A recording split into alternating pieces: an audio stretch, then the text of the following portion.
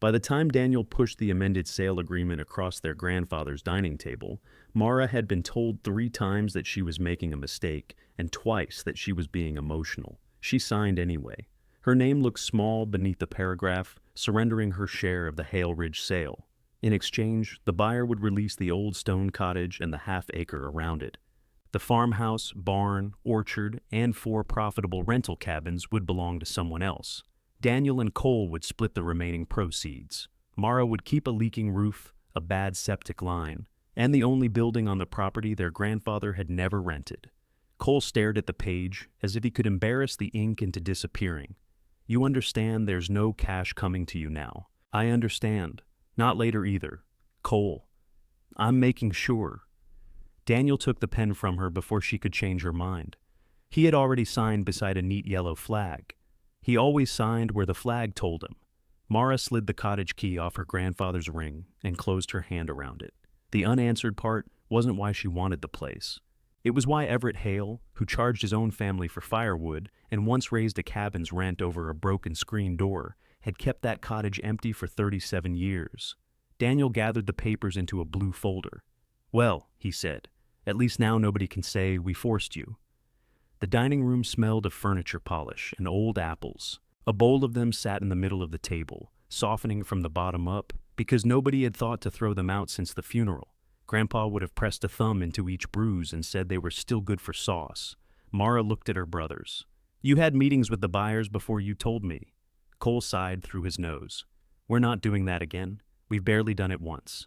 We knew you'd be upset, Daniel said. So you waited until the offer had a deadline.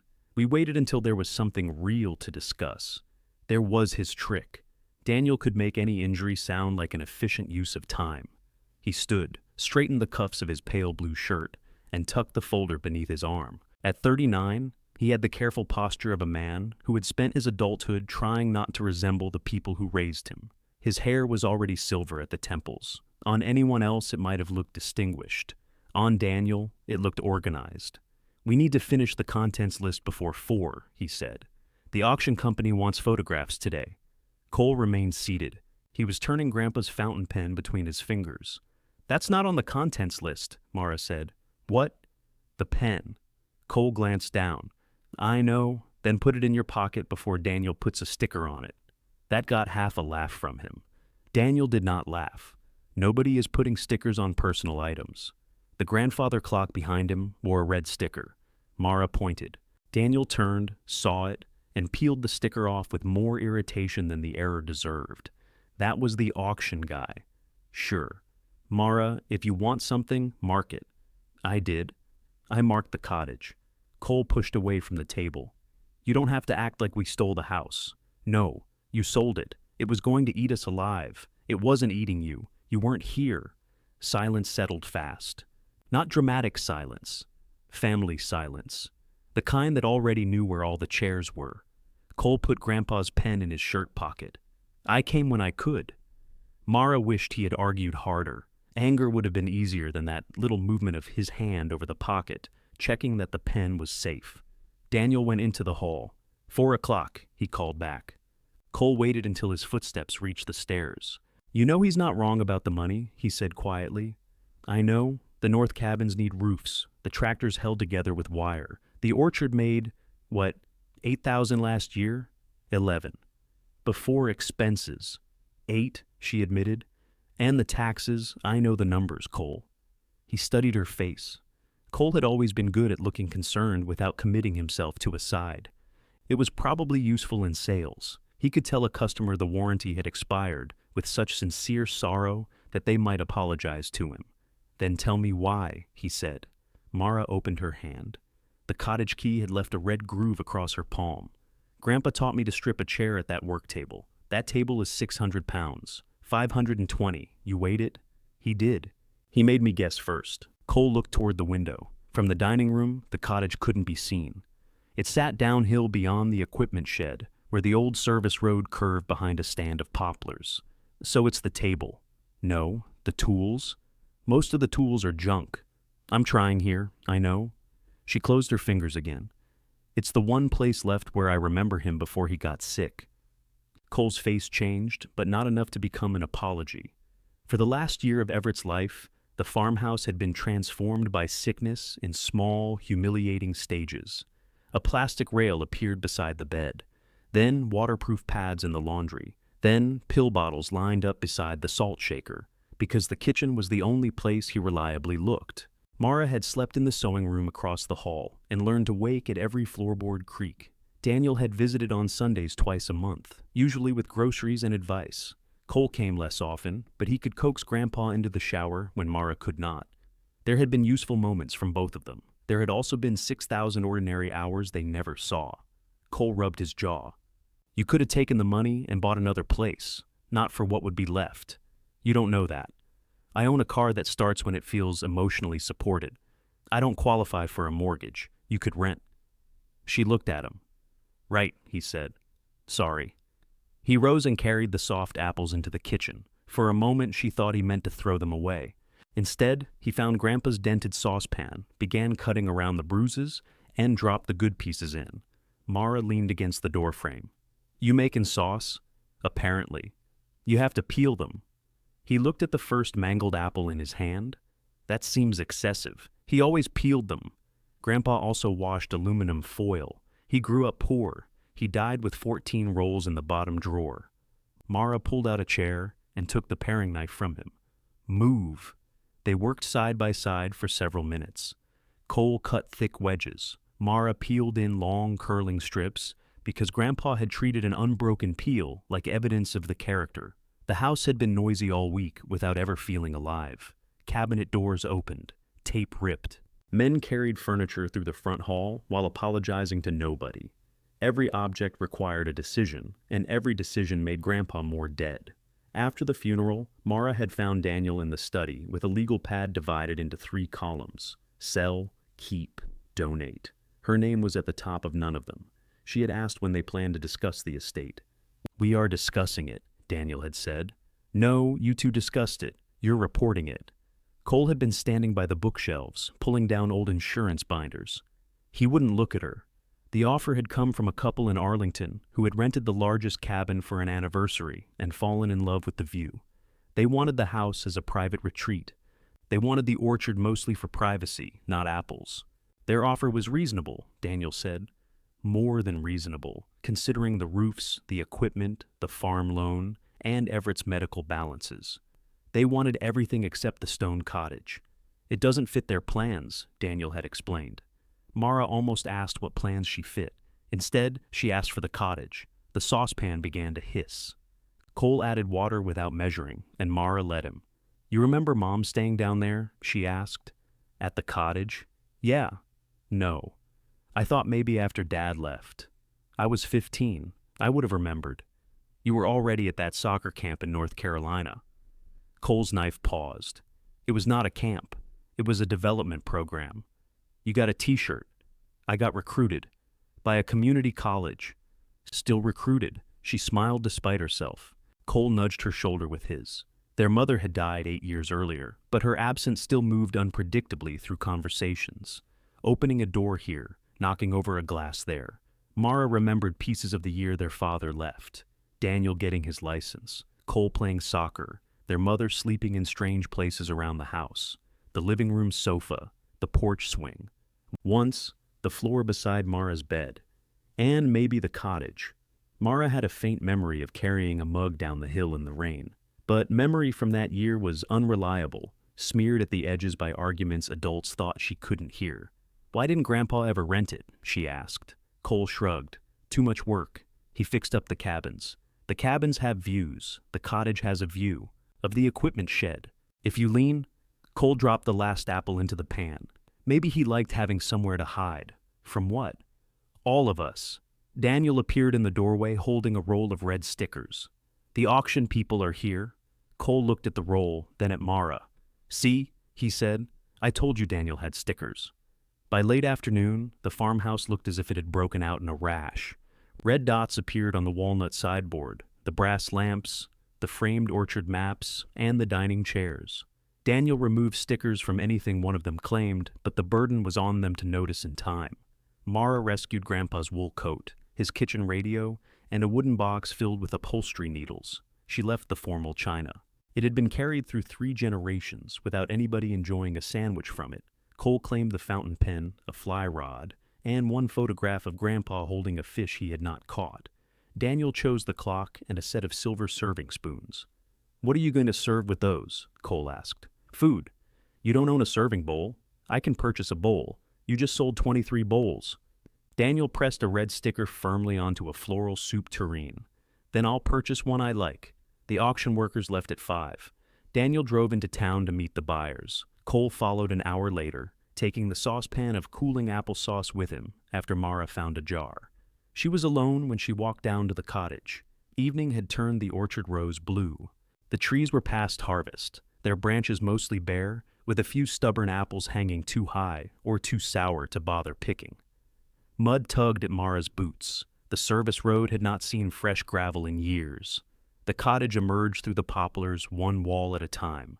Gray stone, green door, chimney leaning just enough to make a person nervous. Mara fitted the key into the lock. Inside, the air smelled of cold ashes, dust, and something faintly sweet. Not rot. Lavender, maybe. The work table filled most of the front room. Its scarred top held jars of screws and bent nails arranged with the logic of a mind other than Grandpa's. Someone had swept recently. The rest of Hale Ridge was buried under weeks of dust, but a clean crescent showed beneath the wood stove. Mara touched it with the toe of her boot.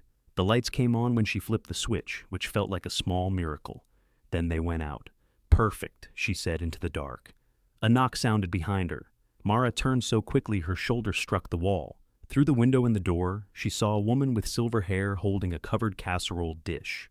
Mara opened the door, but kept one hand on the frame. "Can I help you?"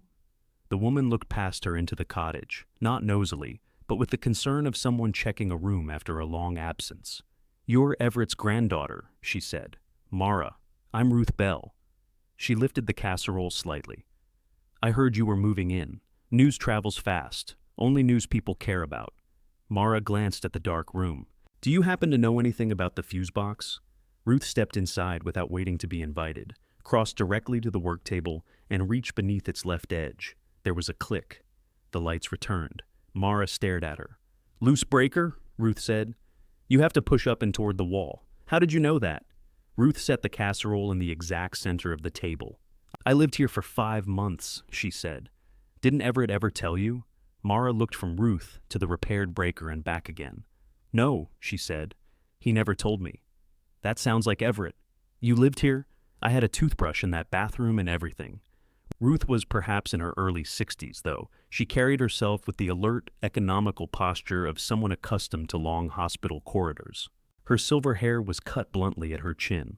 She wore dark jeans, practical shoes, and a red raincoat that showed no sign of rain. "When?" Mara asked. 2003. For 5 months. 4 months and 26 days, if you're auditing me. "I'm not. You have Everett's auditing face. I have my own face." Ruth studied it. "You do, actually." The casserole dish between them had little painted lemons around the rim. Ruth lifted the foil at one corner, releasing the smell of chicken, rosemary, and browned butter. "You'll want to warm this for 20 minutes, she said. "Maybe 30 with that oven." "Wait, how did you end up living in my grandfather's cottage?" Ruth smoothed the foil down again. "I needed a place. He had one." "That was all?" "No, that's the short version. The long version involves a bad marriage, 2 suitcases, and a motel next to the interstate where the towels were somehow damp before you used them." Mara pulled out one of the mismatched chairs. It wobbled. She sat anyway. "Did you work for him?" "At the hospital. I met Everett when he cut his thumb open trying to fix a cider press while it was still running. That sounds like him. He didn't like the way I bandaged it, said I was wasting gauze. That also sounds like him." Ruth smiled, but the smile faded as she looked around the room. "My husband had rules about money," she said. "His money was ours. My money was also ours. But any money I spent was mine, especially if he didn't approve. It took me a long time to understand that a cage can have a checking account and nice countertops." Mara did not ask what the husband had done. Ruth's hand had tightened on the foil, and that seemed answer enough. "One night, I finished my shift and couldn't make myself drive home," Ruth continued. "I sat in the employee lot until security tapped on my window. Everett was still coming in twice a week for wound checks because he kept splitting his stitches. He saw me asleep in the cafeteria the next morning. Ann brought you here. He told me he needed somebody to keep the pipes from freezing. Did he? No. It was April. Mara looked toward the sink. The faucet wore a knitted cover, shaped like a strawberry. She had assumed it was some forgotten craft project of her grandmother's. What did he charge you? Nothing. Nothing? I tried to pay him. The first month, I left an envelope on the work table. He put it in my coat pocket. The second month, I mailed him a check. He mailed it back in an envelope with no stamp. How did that get to you? He put it in my mailbox himself. That is deeply illegal. It was a different time. It was 2003. Exactly. Mara rubbed her thumb over a pale ring in the tabletop. Grandpa had made her use coasters in the farmhouse. Here, the wood held decades of cups, hot pans, blades, and paint. He charged for everything, she said. He charged people who could pay. He charged Daniel $14 for backing over a sprinkler head when he was 19. Could Daniel pay? He worked at a gas station. Then Everett was capable of bad judgment. Ruth said it without offense, and Mara looked up. Most people in town spoke of Everett as if death had sanded him smooth. He had been hardworking, loyal, stubborn, but in the admiring way. Nobody mentioned that he could hold a grudge through 2 presidential administrations, or that his silence at dinner could make an adult feel 6 years old. You didn't think he was some saint, Mara said. Good Lord, no. He once stopped speaking to me for a week because I hired someone to clean the chimney. Why? He wanted to do it. He would have been 70. He said 70 wasn't a disease. Ruth walked to the fireplace and touched the plaster above it. A wide section had a slightly different texture than the rest of the wall. I repaired that, she said. The roof had leaked behind the chimney. Everett gave me a bucket and said it had probably been like that since Eisenhower. That was your rent? Partly. What was the rest? Leaving something better. Mara waited. He didn't ask for money, Ruth said. He said everybody who stayed here had to improve one thing, not necessarily the building. Sometimes it was the garden. Sometimes it was helping the next person get settled. I replastered the wall and planted rosemary. There's no rosemary. There was. Everett killed it with wood ash. On purpose? With confidence. That's almost the same thing. A laugh escaped Mara before she could stop it. It felt strange in the cold room, like dropping silverware in church. Ruth sat opposite her. Who else stayed? Mara asked. That isn't my story to tell. Did everybody in town know except us? No, most people didn't know at all. But you knew each other. Some of us. Everett was careful. He didn't want this place turning into gossip. The kindness of it landed wrong. Mara felt it hit the side of an old bruise she had learned not to touch. Grandpa had protected Ruth from having to explain herself. He had kept her circumstances private. Mara remembered him asking why she needed a second semester off from college when her mother could still get out of bed. He had asked it in front of Daniel, Cole, and an aunt who repeated private news as a hobby. Was my mother here? She asked. Ruth's eyes shifted toward the window. It was a tiny movement. Mara saw it. You knew her. I knew Helen. Did she stay in this cottage after my father left? Ruth stood and tugged her coat straight. You should ask your brothers. They don't know. Then there may be a reason. Whose reason? Ruth picked up the casserole and carried it to the small refrigerator. Its motor gave a labored shudder when she opened the door. I came to bring supper, she said. Not open every locked room in the house. Grandpa's dead. He doesn't get to keep locking them. No, Ruth said, but the living still do. The answer was firm enough to hurt, and kind enough that Mara couldn't resent it properly.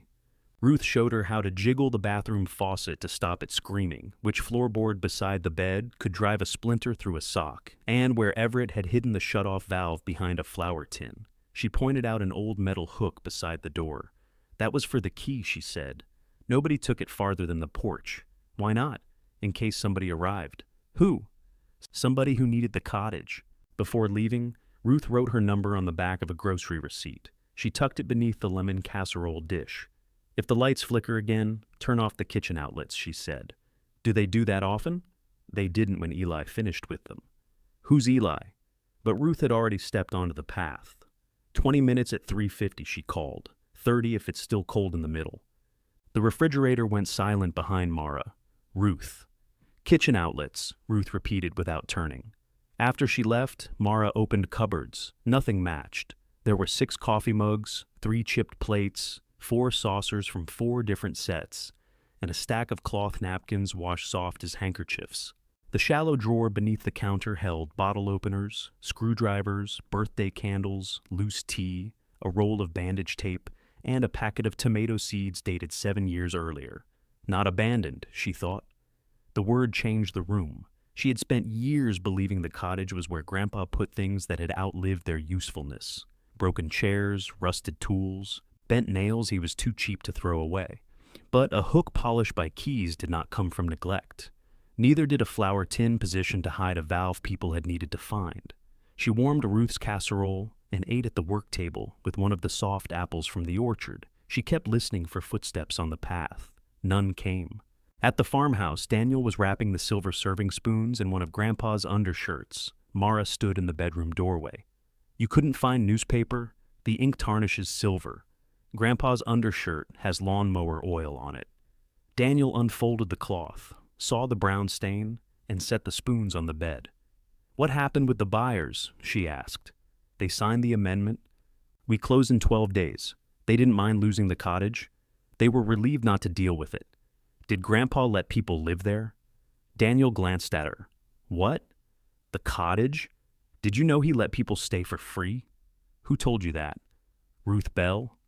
I don't know a Ruth Bell. She knew Mom. So did half the county. She stayed in the cottage 5 months. Daniel picked up another undershirt and inspected it. Grandpa let people use the property sometimes. Hunters. Seasonal workers. She wasn't hunting. Mara, I don't know. She said there were others. He put the spoons down again, more carefully this time. Are any of these people claiming something? No. Then what are you asking? I'm asking if you knew. And I said I didn't. You said you didn't know Ruth. Because I don't. Daniel faced her. I haven't lived here in 20 years. Neither has Cole. You were here. There it was again. Her presence made into an advantage, as if being the one left behind meant she had been given the whole truth. Apparently I didn't know him either, she said. Daniel's expression softened, but his voice did not.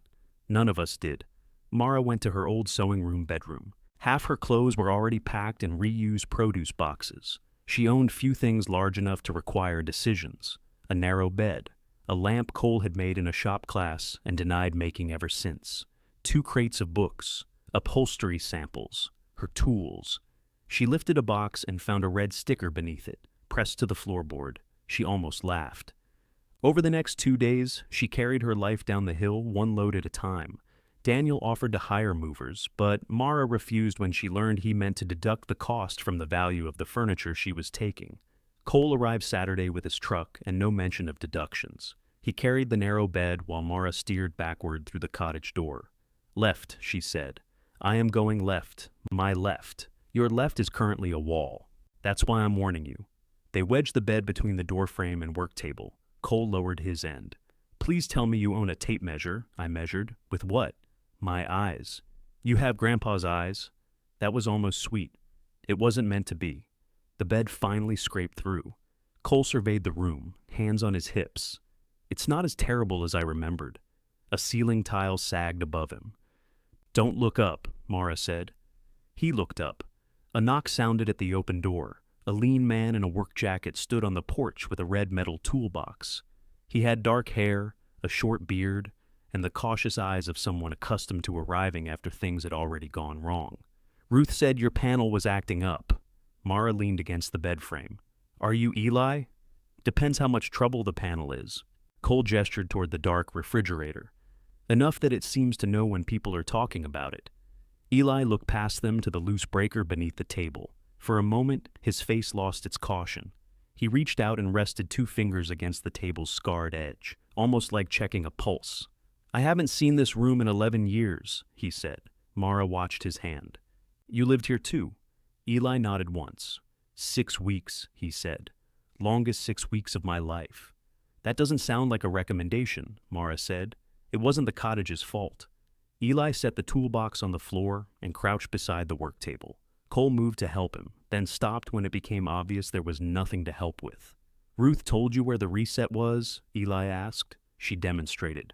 Did she also tell you not to run the refrigerator and the oven at the same time? She told me to turn off the kitchen outlets if the lights flickered. That's Ruth for yes. He reached under the table and opened a narrow wooden door Mara had mistaken for part of its base. Behind it sat a metal breaker box painted the same dark brown as the wood. You hid an electrical panel inside a table? Cole asked. I didn't. You said you worked on it. I was 23 and taking instructions from a man who sharpened screwdrivers because new ones were a racket. Cole looked at Mara. You sure you want to keep this place? She already kept it, Eli said. The answer came too quickly for politeness. Cole's eyebrows rose. Mara stepped between them before either man could decide what the other had meant. Can you tell me why it keeps shutting off? I can tell you after I kill the power. Flashlight? She took Grandpa's heavy flashlight from the kitchen drawer. It turned on only after she struck it twice against her palm. Eli nodded approvingly. Still works. You recognize it? I recognize the method. He went outside to shut off the main disconnect. In the silence that followed, Cole leaned close. Does Ruth send electricians to everybody who gets a casserole? I don't know. You don't know him? I met him 14 seconds before you did. Okay. He seemed familiar. With the table, he answered for you. Maybe because you asked a stupid question. I didn't ask him anything. You implied it. Cole folded his arms. I'm trying to move your bed, and you're doing incredible work. Thank you. That was sarcasm. I'm choosing not to hear it. Eli returned, and the room became businesslike around him. He removed the panel cover, angled the flashlight into the box, and went still. What? Mara asked. Nothing good. Cole peered over his shoulder. Is that burn mark new? It isn't old enough. The dark streak ran beside a screw holding one of the wires. Mara smelled it only after Eli pointed it out. A faint scorched odor beneath the cottage's dust and cold stone. Loose connection heated up, he said. The breaker did what it was supposed to do. Eventually. Can you fix it? I can make it safe today. Fixing the whole panel is a different conversation. How different? The kind with a number you won't enjoy. Try me. Eli named a range. The lower end was more than Mara had in her checking account. The upper end was more than she had anywhere. Cole let out a low whistle. Mara gave him a look. I didn't say anything. You whistled. That was breathing. Do it quieter. Eli glanced between them. I can replace the damaged breaker and clean up the connection. That'll give you lights in the refrigerator. Don't use the wall heater until I come back. The wall heater is the only heat. There's the stove. The wood stove? That's what I meant. I've never used it. Cole pointed to himself. I have. You once filled the farmhouse with smoke. I was 17. You opened the damper after you lit the fire. I remember the educational component. Eli closed the panel. Chimney's been cleaned? Not since Grandpa stopped climbing ladders, Mara said. Then don't use the stove either. Cole looked around the chilled room. Do you have a third suggestion? Yes. Don't sleep here tonight. Mara hated the suggestion because it was sensible. She had spent 2 days carrying boxes downhill, and the farmhouse no longer felt like a home she could return to.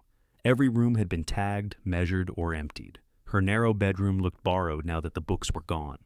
I have an electric blanket, she said. You can't use the bedroom outlet until I test it. I have several blankets. That's safer.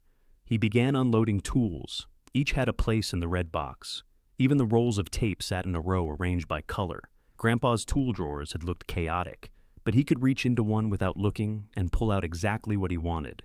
Mara had inherited the chaos without the gift. Were you an electrician when you stayed here? She asked. No, but you worked on the wiring, under supervision. Whose? Eli looked at her. Right, Mara said. The man who sharpened screwdrivers. He knew basic electrical. He also believed rubber-soled shoes made lightning less interested in you. That was weather. Different department. Cole laughed, and this time Eli did too. For the next hour, Mara held the flashlight while Eli removed the damaged breaker and trimmed the burned wire. Cole went outside for supplies and returned with coffee for all three of them. Eli took his black.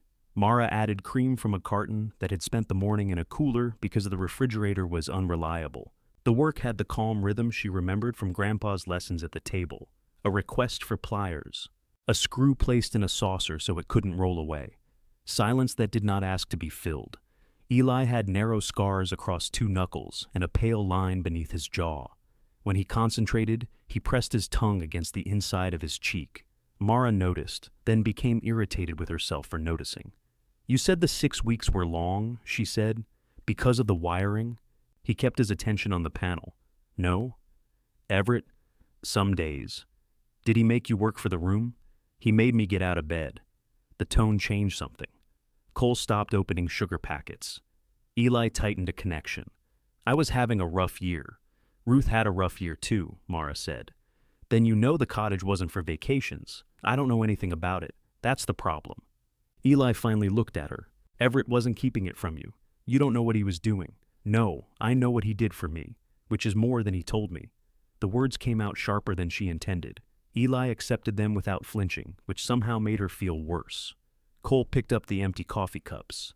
I'm going to see whether the bed frame fits through the bedroom door. It doesn't, Mara said. I'm going to prove that to myself. He carried the cups outside with him. Eli turned back to the wiring. Ruth shouldn't have sent me without asking. I'm glad she did. That sounded painful. I can be glad and angry at the same time. Useful skill. Do you have it? I have advanced certification. She smiled before remembering she was annoyed. When he restored the power, the refrigerator coughed into life and the ceiling light held steady. Eli tested every outlet, marking 3 with blue painter's tape. Don't use these, he said. The others are fine for lamps and small things. No space heaters, no hairdryer in the bathroom. What about the oven? Gas. The igniter draws almost nothing. You can cook. So Ruth's casserole won't be my final hot meal. Depends how good you are at cooking. She cooked it, then probably not. He wrote figures on an invoice pad, tore off the sheet, and handed it to her. At the bottom, beneath the estimate for replacing the panel, the line for today's labor read 0. Mara tapped it. You forgot something. No. You were here 2 hours. 1 hour and 20 minutes. You used a new breaker. That's on there. Labor. First day's mine. I don't take free work. Eli latched his toolbox. Neither did I. Took me 3 weeks to figure out Everett wasn't offering charity. What was he offering? A place to stop lying about being fine. The answer stayed between them. Mara folded the invoice once. I'm not Grandpa. I know. You don't owe me because you owed him. I don't owe him. Eli lifted the toolbox. I owe the cottage. That's very poetic for an electrician. It sounded better in my head. She followed him to the door. When can you replace the panel? When can you afford it? Mara looked down at the estimate. I can do the labor in sections, he said. But I won't leave it half safe. We either replace it correctly or we wait. Let me figure it out. I can come Tuesday to check the stovepipe. No charge to look. You have a problem with charging. I charge people every day. Just not me. Just not this room. He walked toward a white work van parked beside Cole's truck. Faded lettering on the door read, Navarro Electric. Mara stood on the porch until Cole came up behind her. You like him, he said. I know his last name because it's on the van. That is the full extent of our intimacy. You were watching him walk away. I was looking at the van. The van is ugly. I was judging it. Cole nodded solemnly. Very responsible. Mara went back inside and picked up the nearest end of the bed frame. Lift. He lifted. They turned it twice, removed one leg, and still could not get it through the bedroom door. In the end, Cole set up the mattress in the front room beside the work table. You have a bed, he said. I have a mattress. That's a low bed. You have the soul of a realtor. He flopped onto the mattress to test it. Good support. You're wearing muddy boots. He sat up quickly, leaving 2 brown marks on the quilt Ruth had apparently pulled from a cupboard. I'll clean it. With what? Cole looked toward the kitchen. Do you own a rag? Everything I own is in boxes marked by fruit. He found a towel in a box labeled pears and wiped at the quilt. The stains spread. Stop helping, Mara said. I was excellent with the bed. You got trapped in the door. The bed got trapped. His phone rang. He read the screen and stood. I have to take this. Daniel? No. He went outside, closing the door behind him. Through the window, Mara watched him walk past the poplars before answering. His free hand moved to the back of his neck, rubbing hard. She could not hear the words, only the shape of his voice. Low. Careful. Pleading once. When he returned, his humor had gone somewhere else. Everything okay? She asked. Client thing. At 6 on a Saturday? Some clients enjoy weekends. He picked up his jacket. You just got here. I moved everything in the truck. You said you'd help with the work table. Tomorrow, I promise. Cole kissed her forehead, which he had not done since their mother's funeral, and left before she could ask another question. The cottage grew quiet around the sound of his engine climbing the hill. That night, Mara slept beside the work table in 3 layers of clothes. Rain began after midnight. It tapped the windows, ran through the gutters, and found a path through the sagging ceiling tile. A cold drop struck her cheek. She dragged the lemon casserole dish beneath the leak. It was the only bowl she knew exactly how to find in the dark. By morning, the dish was nearly full. Mara stood over it with a blanket around her shoulders, listening to the steady plink of water when somebody knocked. The woman on the porch wore a green cook's jacket beneath a camel-colored coat. She held an empty canvas bag and looked past Mara directly toward the kitchen cupboards. "I'm Simone Price," she said. "Ruth told me you're keeping the place." Apparently, Ruth has a newsletter. Only when she's excited. Simone smiled. "Tell me Everett didn't get rid of the blue soup pot." "I don't know what the blue soup pot is." Simone's smile disappeared. "It's a soup pot. Blue." I understood both individual words. Big enamel thing. White inside. One handle's a little loose. Mara opened the cupboard beside the stove. Simone opened the one beneath the sink. Between them, they examined every piece of cookware in less than a minute. There was a warped frying pan, a small aluminum saucepan, 2 pie tins, and a roasting pan with a hole worn through one corner. "No pot," Mara said. Simone checked the oven. "Do pots migrate?" "At Hale Ridge? Constantly." Mara pulled the blanket tighter around her shoulders. A drop of water struck the casserole dish behind her.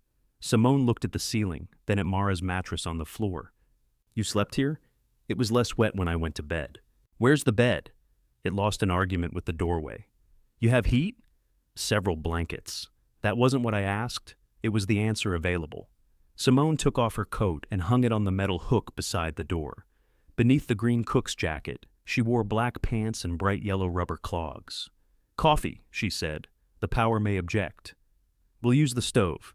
Eli said the stove was safe. Eli came. He fixed the panel, some of it.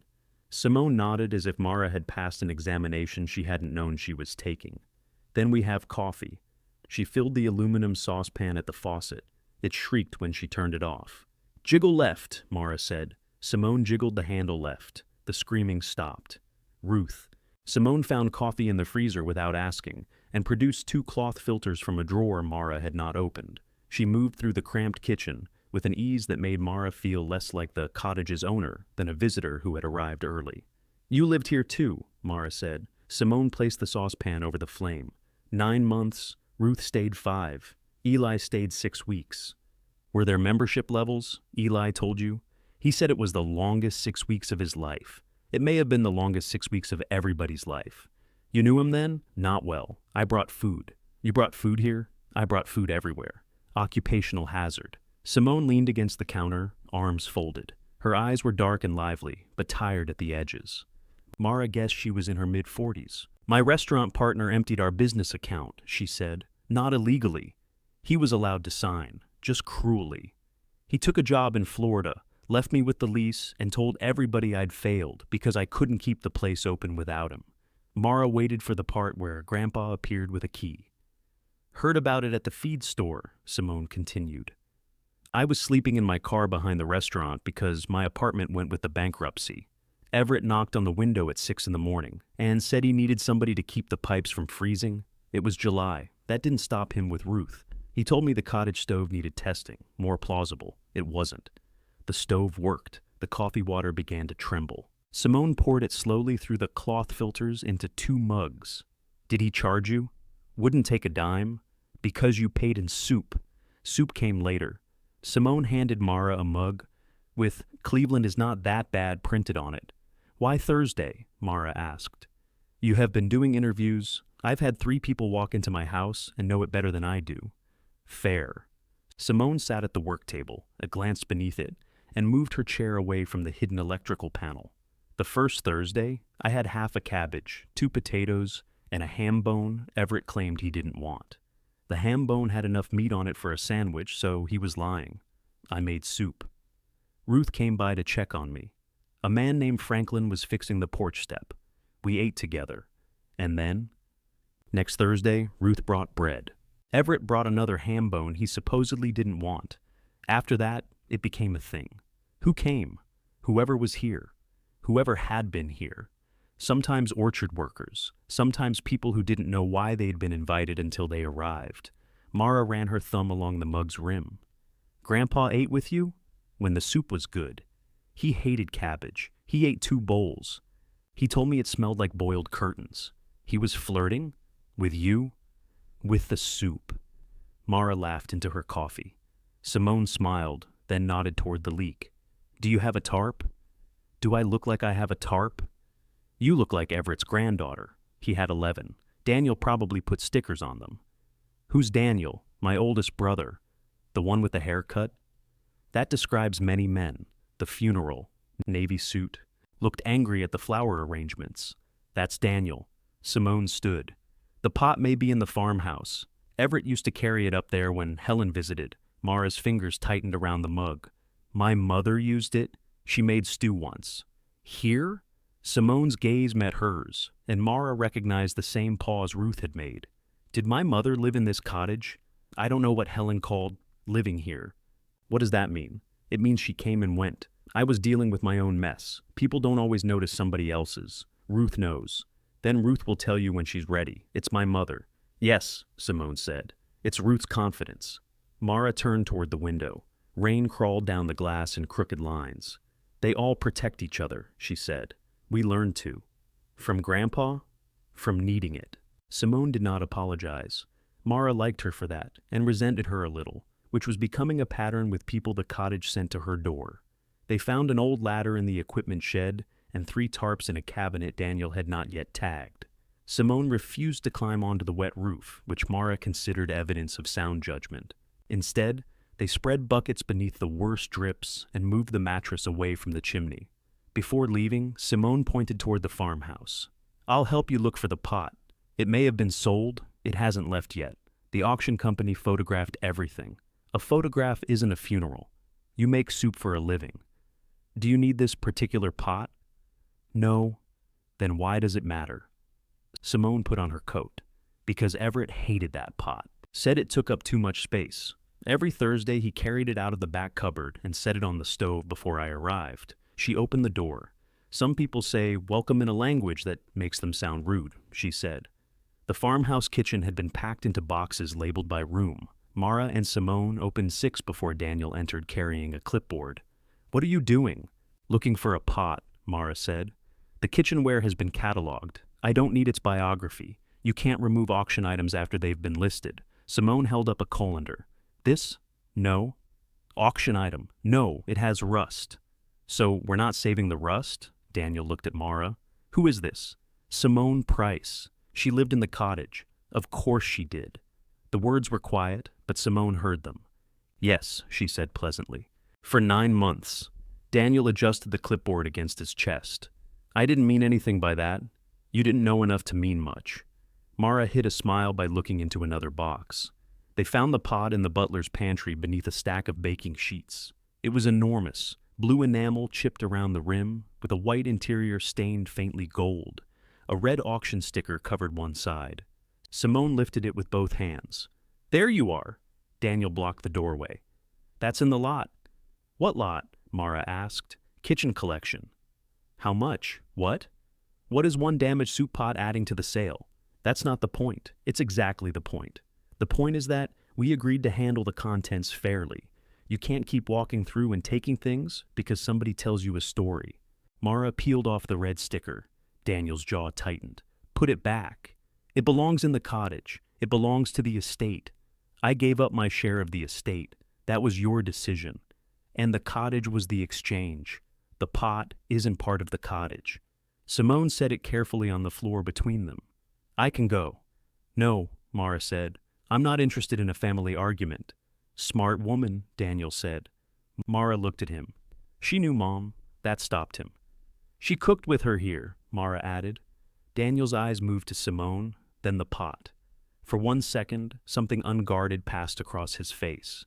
He stepped aside. Take it, he said. Mara had wanted to win. His surrender felt worse. Simone carried the pot downhill while Mara followed with the tarp. Neither spoke until the farmhouse disappeared behind the poplars. "He knew your mother stayed there," Simone said. "He said he didn't. He knew something. You saw his face. I saw yours." At the cottage, Simone put the pot on the stove. It occupied 2 burners and made the kitchen look immediately smaller.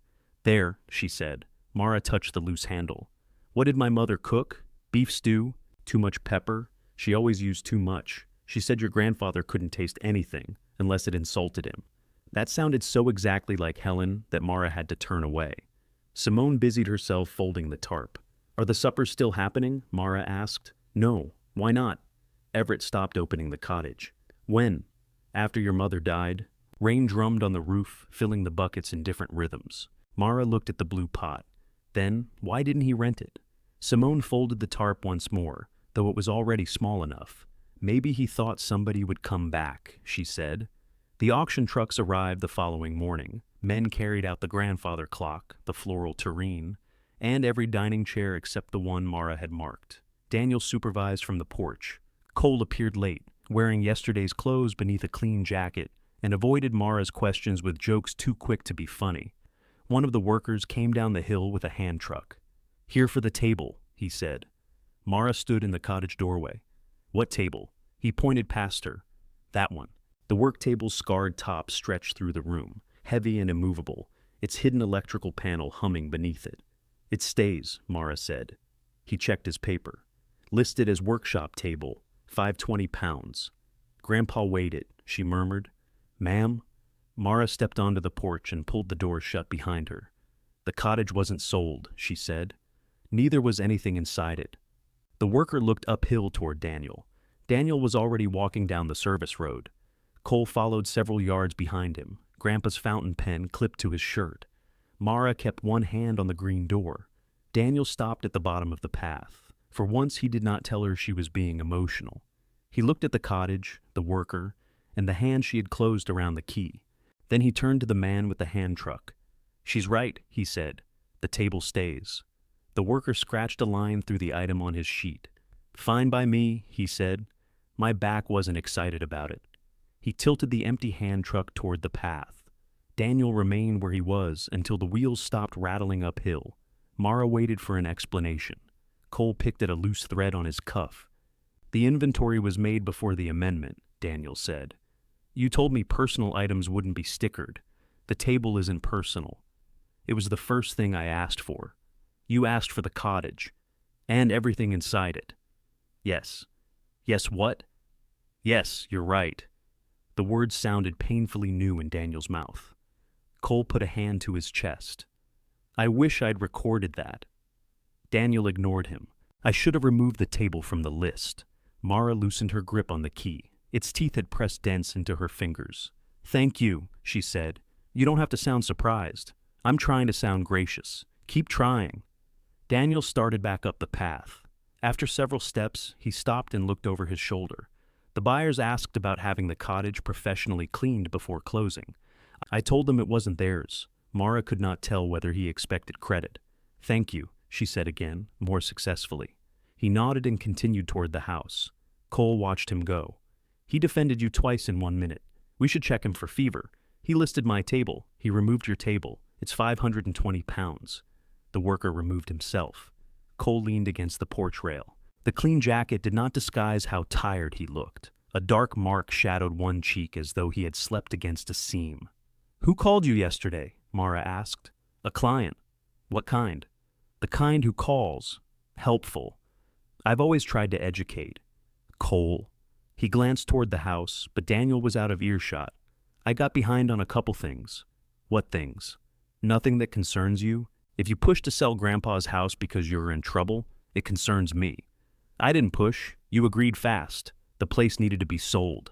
That wasn't my question." He rubbed the back of his neck again. Cole sold commercial kitchen equipment for a regional supplier, which meant he could discuss ovens for an hour while saying almost nothing about himself. He drove a truck newer than Mara's by 15 years and wore shirts that looked expensive until she noticed the same 3 rotating through photographs. "How much?" she asked. "Not money. The client called you pleadingly?" "I was not pleading. You were doing the voice." "What voice?" The one where you sound extremely calm because you're 3 seconds from throwing up. Cole pushed away from the rail. I'm handling it. By selling the estate. By handling it. He kissed 2 fingers and tapped them against her forehead as he passed, a gesture left over from when they had been close enough to annoy each other daily. Don't make that face, he said. I'm not making a face. You have Grandpa's interrogation face. I have my own face. Ruth say that? Mara stared after him. Cole grinned, pleased with himself, and walked uphill. By dusk, the house was emptied of everything strangers considered valuable. Pale rectangles marked the walls where pictures had hung.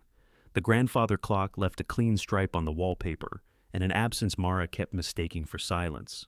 Daniel ordered pizza because the cooking pans were gone.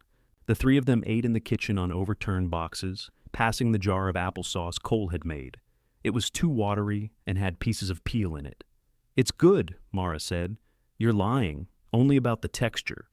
Daniel ate his pizza over a paper napkin folded precisely in half. The silver serving spoons were already locked in his car. The Ellisons are coming tomorrow morning, he said. They want to walk the property again. The buyers have names, Cole said. I just use their name. You've been calling them the buyers for 2 weeks. Their name doesn't change the transaction. Leah is a physical therapist, Cole told Mara. Nathan does something with data. Risk analysis, Daniel said. Like I said, something with data. Mara scraped applesauce from the jar with a plastic fork. What are they doing with the orchard? They've hired an arborist, Daniel said. For what? To assess it. That sounds like a phrase people use before cutting down trees.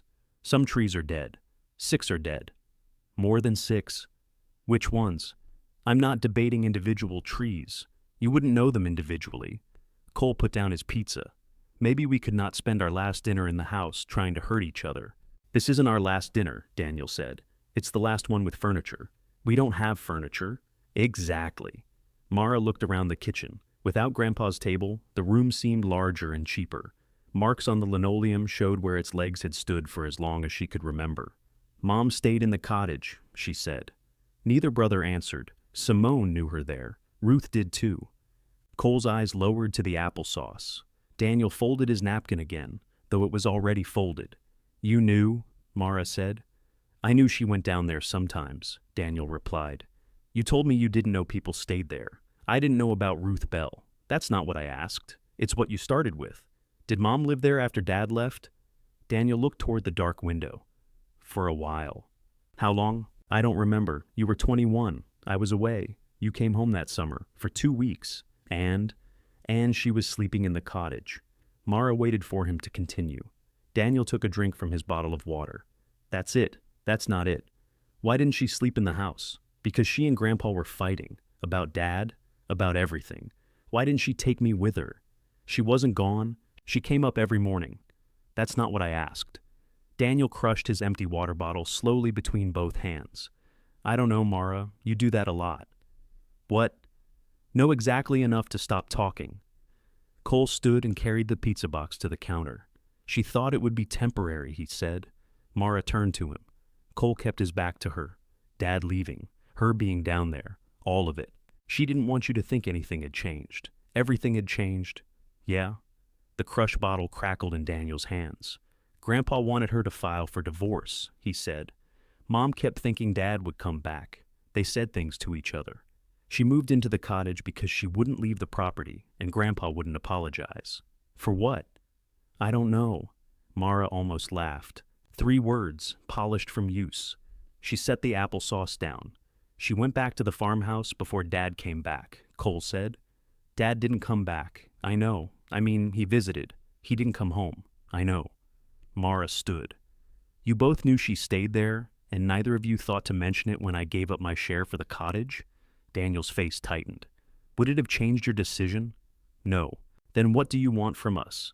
The chance to make a decision with the same history you had. You were 12, he said. We weren't hiding it from you. We were protecting you.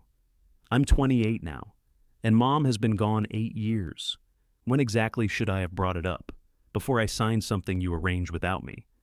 Cole closed the pizza box, though. 1 slice remained. That's fair, he said. Daniel looked at him. Don't. It is. You wanted the sale as much as I did. I know, so don't sit there acting like her ally now. I'm not acting like anything. Then tell her. Cole went still. Mara looked between them. Tell me what? Daniel's anger vanished almost as soon as it had appeared. He stood and picked up the crushed bottle. Ask him why he needs the money. He left the kitchen. Cole stared at the closed doorway.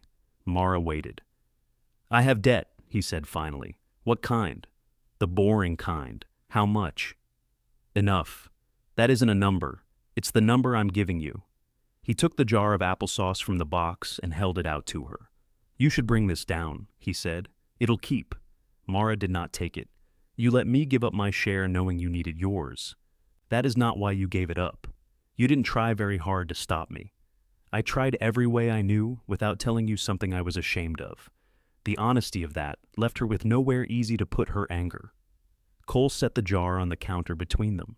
I'm sorry, he said. Those are two separate things, but I'm sorry for both. The Ellisons walked the property the next morning. Leah wore rubber boots and asked Mara whether the cottage stayed warm in winter. Mara said she was looking forward to finding out. Nathan studied the orchard rows with his hands in his pockets. The arborist thinks we can save a dozen trees near the house, he said. There are 84 trees. A lot are past productive life. They still make apples. Not commercially. They don't know that. Nathan smiled uncertainly, as if waiting for her to smile too. Leah touched his arm. We want to take care of the place. Mara believed she meant it. That made the coming changes no easier. On closing morning, Daniel handed over the farmhouse keys in the front hall. Leah hugged Mara without warning. Nathan shook her hand and told her she was always welcome to walk through the orchard. Daniel thanked him. Mara did not. Cole left first. His portion of the proceeds existed for less than an hour before he began sending payments from his phone in the driver's seat. Daniel loaded the blue folder into his car beside the wrapped silver. Mara stood at the service road with the cottage key in her hand. Daniel paused before getting in. You can still call me, he said. For what? Anything, except the roof. He looked toward the sagging cottage chimney. I can recommend someone. I have people recommending people. All right. He opened the car door, then closed it again. You know selling wasn't about getting rid of you. I know you didn't think it was. Daniel's mouth tightened. He got in and drove away.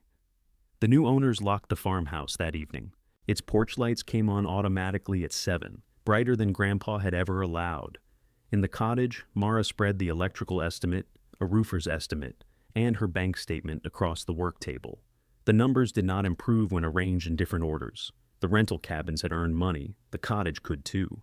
She looked at the mismatched mugs, the blue pot, the patched plaster, and the table consuming half the room. By midnight, she had created a list: clean, paint, photograph, rent.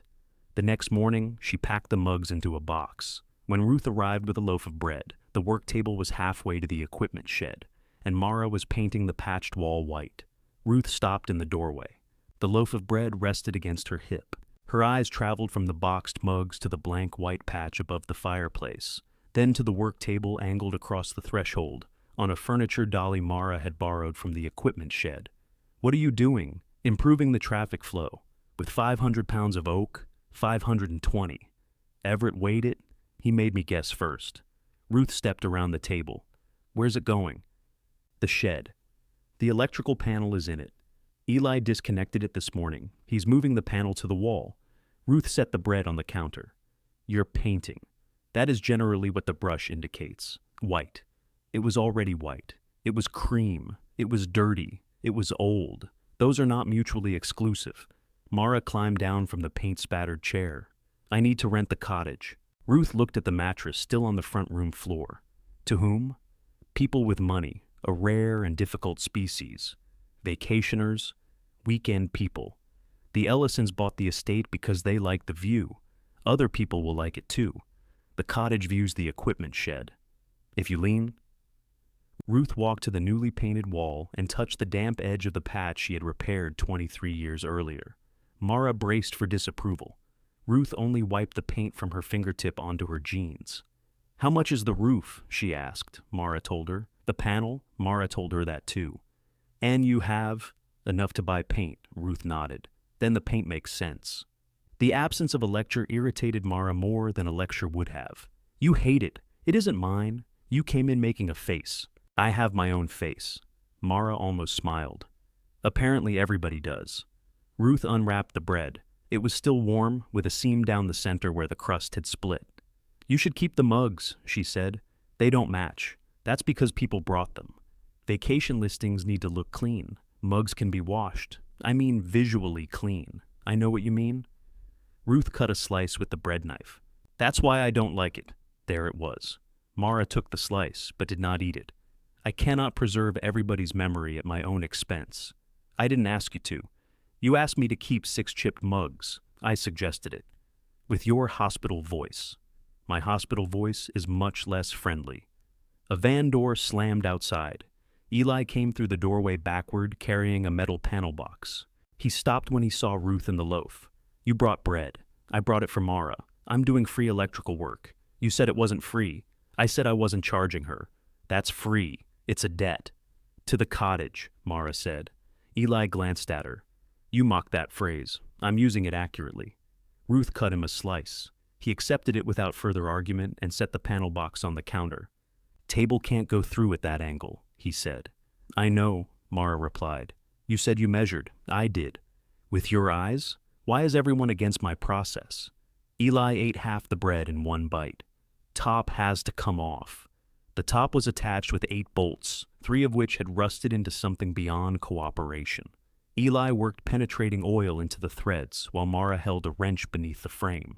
Ruth sat in a chair and offered observations neither of them requested. Everett built that top from the old cider house door, she said. That explains the weight, Eli replied. It explains why he yelled when anyone cut on it. There are knife marks everywhere, Mara said. He yelled often. When the first bolt finally turned, Mara's wrench slipped. Her shoulder struck Eli's chest. His hand closed around her upper arm, steadying her. You okay? Fine. You say that fast. I'm efficient. His hand remained for 1 second longer than necessary. Ruth made a thoughtful sound over her bread. Mara pulled away. Not one word. I didn't speak, Ruth said. You made punctuation. They removed the table's top and carried it as far as the porch. There, the 3 of them stopped. The wood was too wide to clear the turn in the path without tilting it. Too heavy to tilt safely. Eli suggested removing the porch rail. Mara looked at the rail, the table, and the rain-soft ground beyond it. What if it stays? Ruth asked. Mara wiped sweat from her forehead with her sleeve. It takes up half the room. It is half the room, Eli said. That isn't a selling point. Put flowers on it, Ruth suggested. I'm not putting flowers on Grandpa's work table. Then put a bowl of tasteful lemons on it. Rich people enjoy lemons. Mara looked at the scarred top.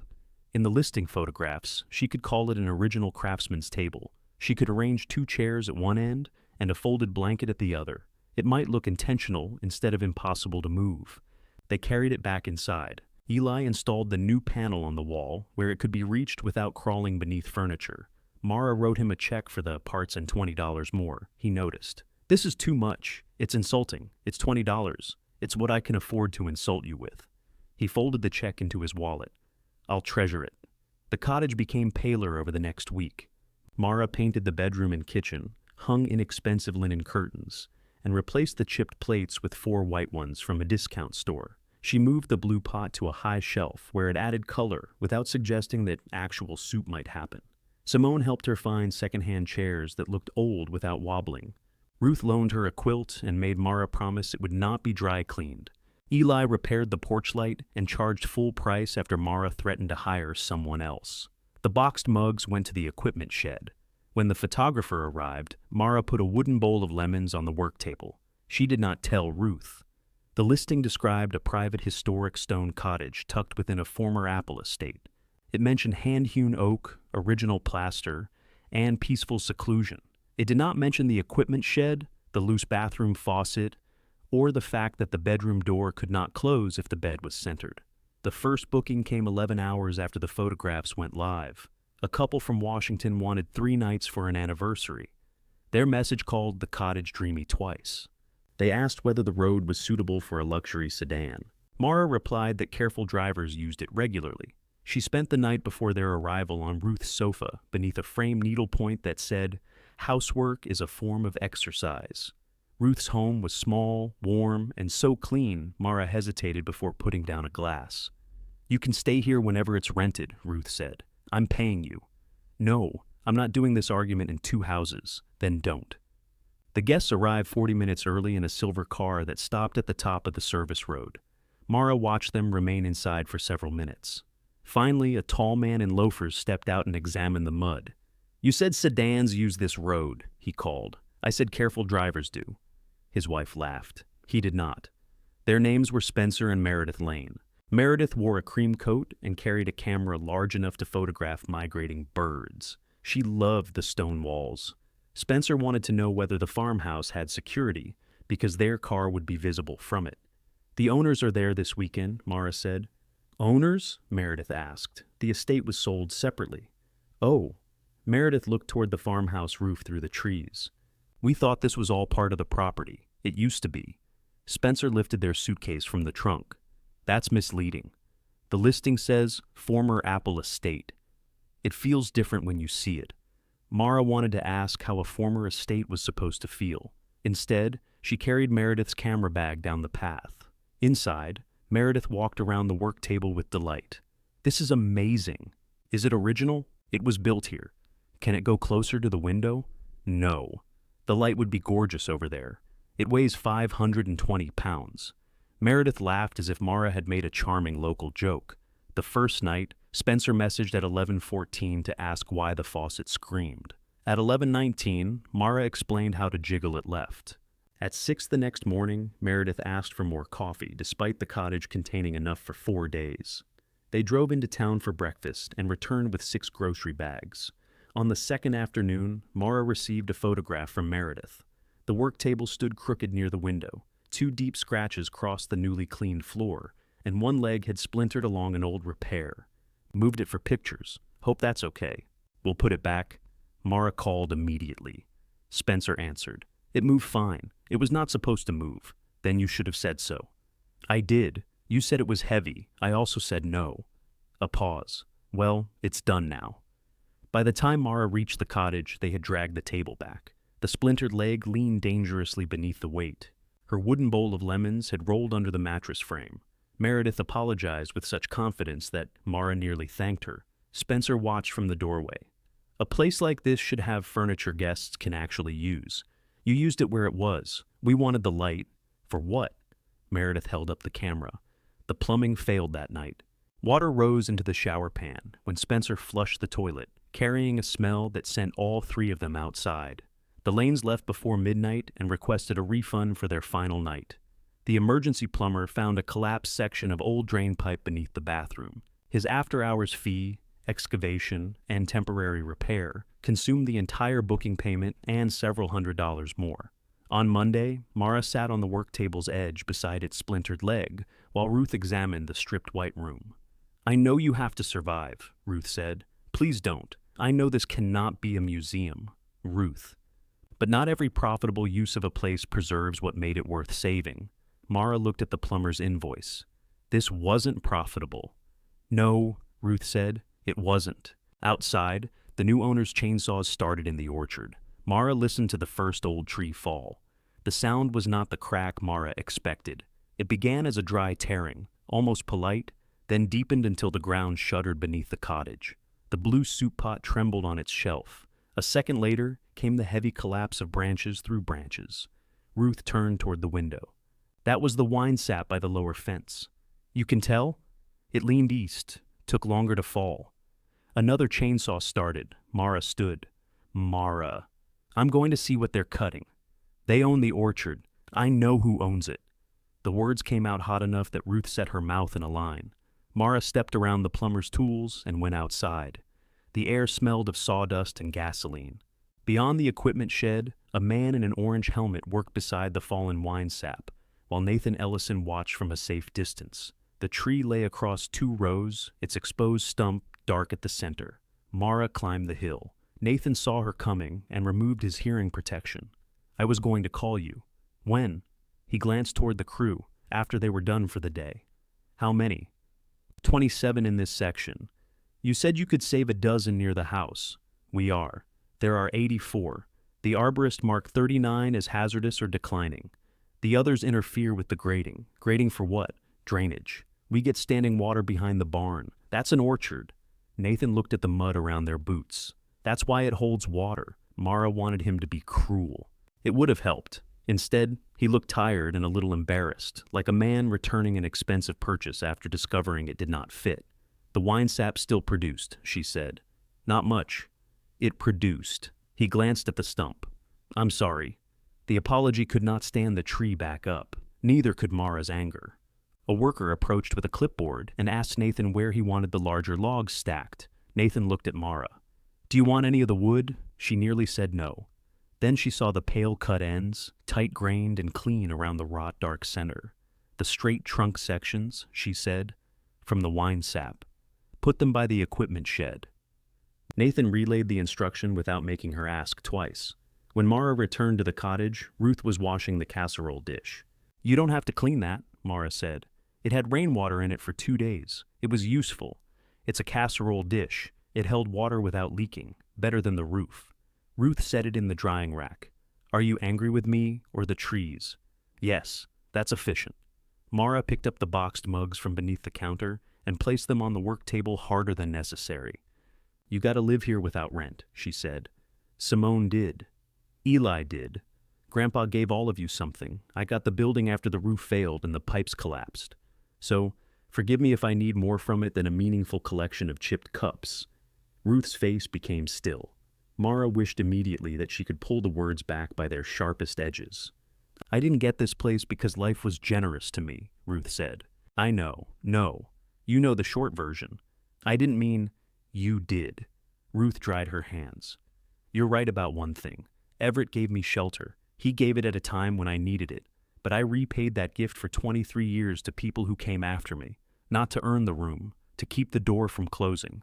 I'm not asking you to defend yourself. You just did. Ruth put on her raincoat. At the door, she paused beside the metal hook. Make the cottage what you need it to be, she said. But if you ask people why it mattered to them, don't punish them when they answer. After she left, Mara took the mugs out of the box. She arranged all 6 on the counter, hated the way they looked against the white paint, and left them there. Eli came that afternoon to inspect the panel after the plumbing work. He found Mara kneeling beneath the table, with the splintered leg clamped between her knees. That's not safe, he said. The power's off. I mean the table. I braced it. With a bucket. It's a strong bucket. He set down his toolbox and crouched beside her. The leg had split along an old dowel hole. Mara had cleaned the break and was cutting a narrow channel across it. Dutchman? He asked. Bow tie. Thought you did upholstery. I do wood repair when the wood is attached to furniture. It usually is. You know what I mean. He ran a thumb above the damaged edge without touching it. You can hide that. I'm not hiding it. The repair piece was black walnut, darker than the old oak. Once fitted across the crack, it would remain visible. Grandpa liked invisible repairs, Eli said. Grandpa thought damage was a moral failure. He thought most things were moral failures. Mara adjusted the chisel. You're blocking my light? Eli moved, then held the lamp closer. She worked slowly. The room settled around the tap of her mallet. Her first cut was too shallow. The second wandered, and she corrected without trying to disguise it. Eli stayed quiet. When the walnut piece finally seated into the channel, he smiled. That'll hold. It needs glue. It'll hold after glue. You should charge people to watch you agree with them. I charge by the hour. She brushed wood dust from her jeans. Why were your 6 weeks so long? Eli's smile faded, but he did not look away. I was sober for them. Mara rested the mallet on the floor. For the first time? For the first time, I meant to stay that way. What were you using? Mostly pills. Then whatever made not having pills hurt less. The answer was plain, offered without performance. Did Grandpa know? He picked me up from a treatment center, so I assume he had suspicions. Mara pictured Everett in his old truck, complaining about the drive while keeping both hands steady on the wheel. Why you? I'd done day labor here.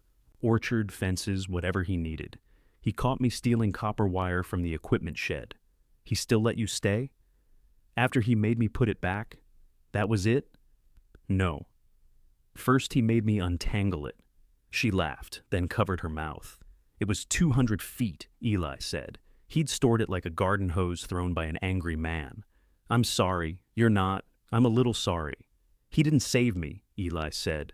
People like the clean version where one kind act changes somebody. He gave me a room, Ruth took me to meetings, Simone fed me. I did a lot of unpleasant work while wanting to leave. But you stayed. I left after 6 weeks. That's different, some days. He helped her turn the table upright after the glue set enough to clamp. The new walnut bow tie sat across the old crack, unapologetically dark. Meredith said, furniture guests could use wouldn't get damaged, Mara said. Meredith sounds wise. She moved 520 pounds for better light. Did she get the picture? Probably. Then the table died for art. It didn't die. Eli looked at the repair. No. Someone knocked on the open door frame. Simone entered carrying grocery bags. Behind her stood Ruth with 2 loaves of bread and an expression that made no promises. Mara got to her feet. I'm sorry, she said to Ruth. Ruth held out 1 loaf. This one has olives. You hate olives? No. Good, that's all? No, but it's the beginning. Simone placed onions, carrots, celery, and a wrapped beef shank on the table. What is this? Mara asked. Thursday. It's Monday. Thursday is an idea. It's also a day. We're adjusting. I didn't invite anyone for supper. That's why I brought enough for 5. There are 4 of us. Simone glanced at the doorway. Cole stood outside holding the jar of applesauce. I brought dessert, he said. It isn't dessert, Mara told him. It has cinnamon. That is not the threshold. He came in and stopped when he saw the crowd. Simone handed him a cutting board. You're on carrots. Hello to you, too. The blue pot returned to the stove. Ruth sliced bread. Eli repaired the loose handle with a washer from his toolbox. Cole cut the carrots into pieces so uneven Simone made him do them again. Mara found herself at the work table beside Ruth, peeling onions. I shouldn't have said you got something for free, she murmured. No, Ruth said. I was angry. I noticed. I'm still angry. You're allowed. Are you going to make me work harder for this apology? I already brought bread. Mara bumped her shoulder gently against Ruth's. Cole's phone rang while the soup simmered. He looked at the screen and declined the call. Client? Mara asked, formally. He removed 3 floorboards from a sack he had left on the porch. I came to fix the pantry, he said. What's wrong with it? You can see dirt through the floor. That's ventilation. I can come back Saturday. You know how to replace flooring? I sell commercial kitchen equipment. I have absorbed information. Simone tasted the broth. He cuts carrots like lumber. Consistent sizing is a luxury. They ate from bowls balanced between tools and clamps. The soup was peppery, rich, and better than anything the cottage's rental listing had promised. For 2 hours, nobody asked Mara what the property was worth. Afterward, Simone ran her finger over the walnut repair. You did this? Yes. I have 6 dining chairs in storage. The joints are loose, and the seats look like somebody upholstered them during a power outage. I can fix them. How much? Mara named a price. Simone did not bargain. Ruth lifted one of the mismatched mugs. Could you teach somebody to make that repair? The bow tie? I'd pay to learn. You don't need to repair anything. I have a cedar chest with a split lid. Eli stacked bowls beside the sink. You could teach here? Mara looked around the table, at the clamp marks, the mugs, the damp patch beneath the new white paint.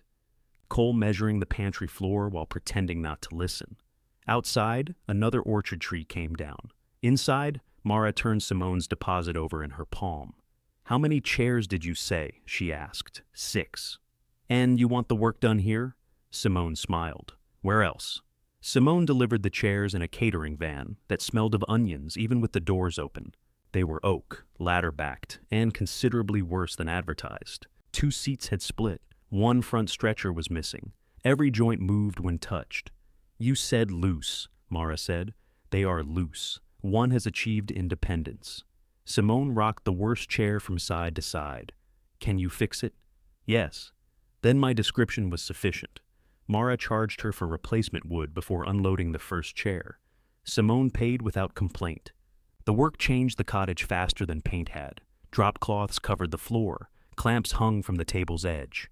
Scrapers, brushes, and bottles occupied the white kitchen counter until the room smelled of wax, glue, and citrus solvent. Mara began with the chair that had all its pieces. She steamed the joints apart, cleaned away brittle glue, and marked each rail with chalk. Eli stopped after work and watched her cut new wedges. "You're hovering," she said. "I'm admiring. You're blocking the lamp. That's what you said last time. You have a consistent effect on light."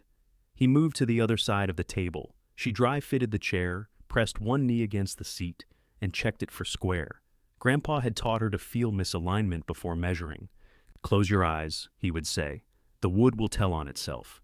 She had hated that sentence at 14. Now she closed her eyes.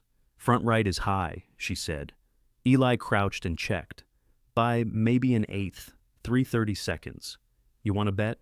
"No, I have a ruler," she measured. "An eighth." Eli did not smile. That was worse. "It was the floor," Mara said. "Historic floor. Uneven. Full of character. I may ban you from adjectives."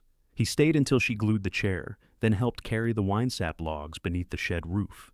Nathan had left 6 straight sections, each heavy with water. They would need months of drying before anyone could mill them. Mara put her hand against the fresh-cut end of one. "Grandpa grafted that tree," she said. "You remember? He told the story every time it made an apple. What was the story? He grafted it. That's a short story." "Not when he told it." Eli stood beside her under the lean-to. Rain ticked on the tin roof. "You're doing the thing?" he said. "What thing?" "Keeping every damaged object in case it becomes meaningful. I am drying usable wood. You kept a broken toaster. It has a good cord. You kept the cord attached to the broken toaster. Storage system." He grinned. Mara looked at the logs again. "I don't want to become him." "Then don't. You make that sound easy. It's easier than becoming him by accident." He carried the last section inside the shed. On Saturday, Cole arrived with plywood, 2 oak boards, and a tool belt so new it still had a paper tag tucked beneath one pocket.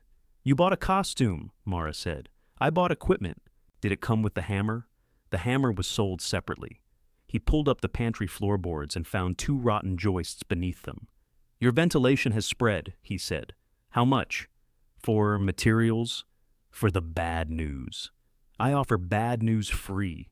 He gave her a figure. Mara closed her eyes. Cole nudged her boot with his. "I have the lumber. I'll pay you." "No, I'm not collecting free work." "You let Eli work free." "Eli insists." "So do I." "Why?" "Because I said I'd fix the pantry. That was before you found the joists. Floor promises include joists." She studied him. "How much money do you have left?" He turned toward the open floor. "Cole, enough. You use that word like duct tape. It has many applications." Mara sat on the work table. "Daniel said you needed the sale because of debt. I told you that. You told me the debt was boring. It is. Credit cards, personal loan.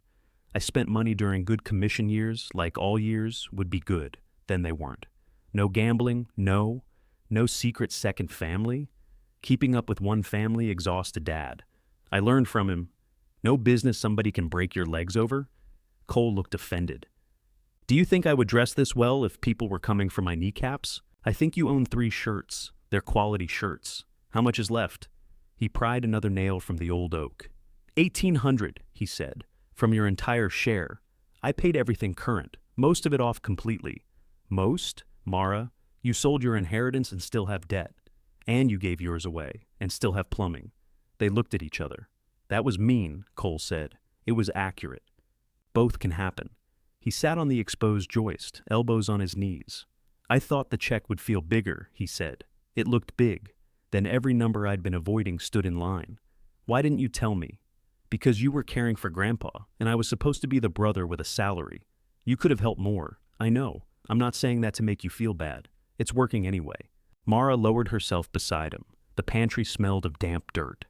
Through the gap, she could see the ground beneath the cottage and one confused earthworm shining in the light. "You did help sometimes," she said. "Sometimes is the problem. Sometimes is better than never." Cole turned a nail between his fingers. "Daniel sent grocery money. I know. I sent jokes. Some were good. I should have sent groceries. Yes." He nodded once, accepting the answer without asking her to soften it. Mara bumped her shoulder against his. "Fix my floor." He stood. That sounded almost loving. "It is the highest form available." By the time Simone's first chair stood solid, 3 people had asked Mara whether she repaired furniture for the public.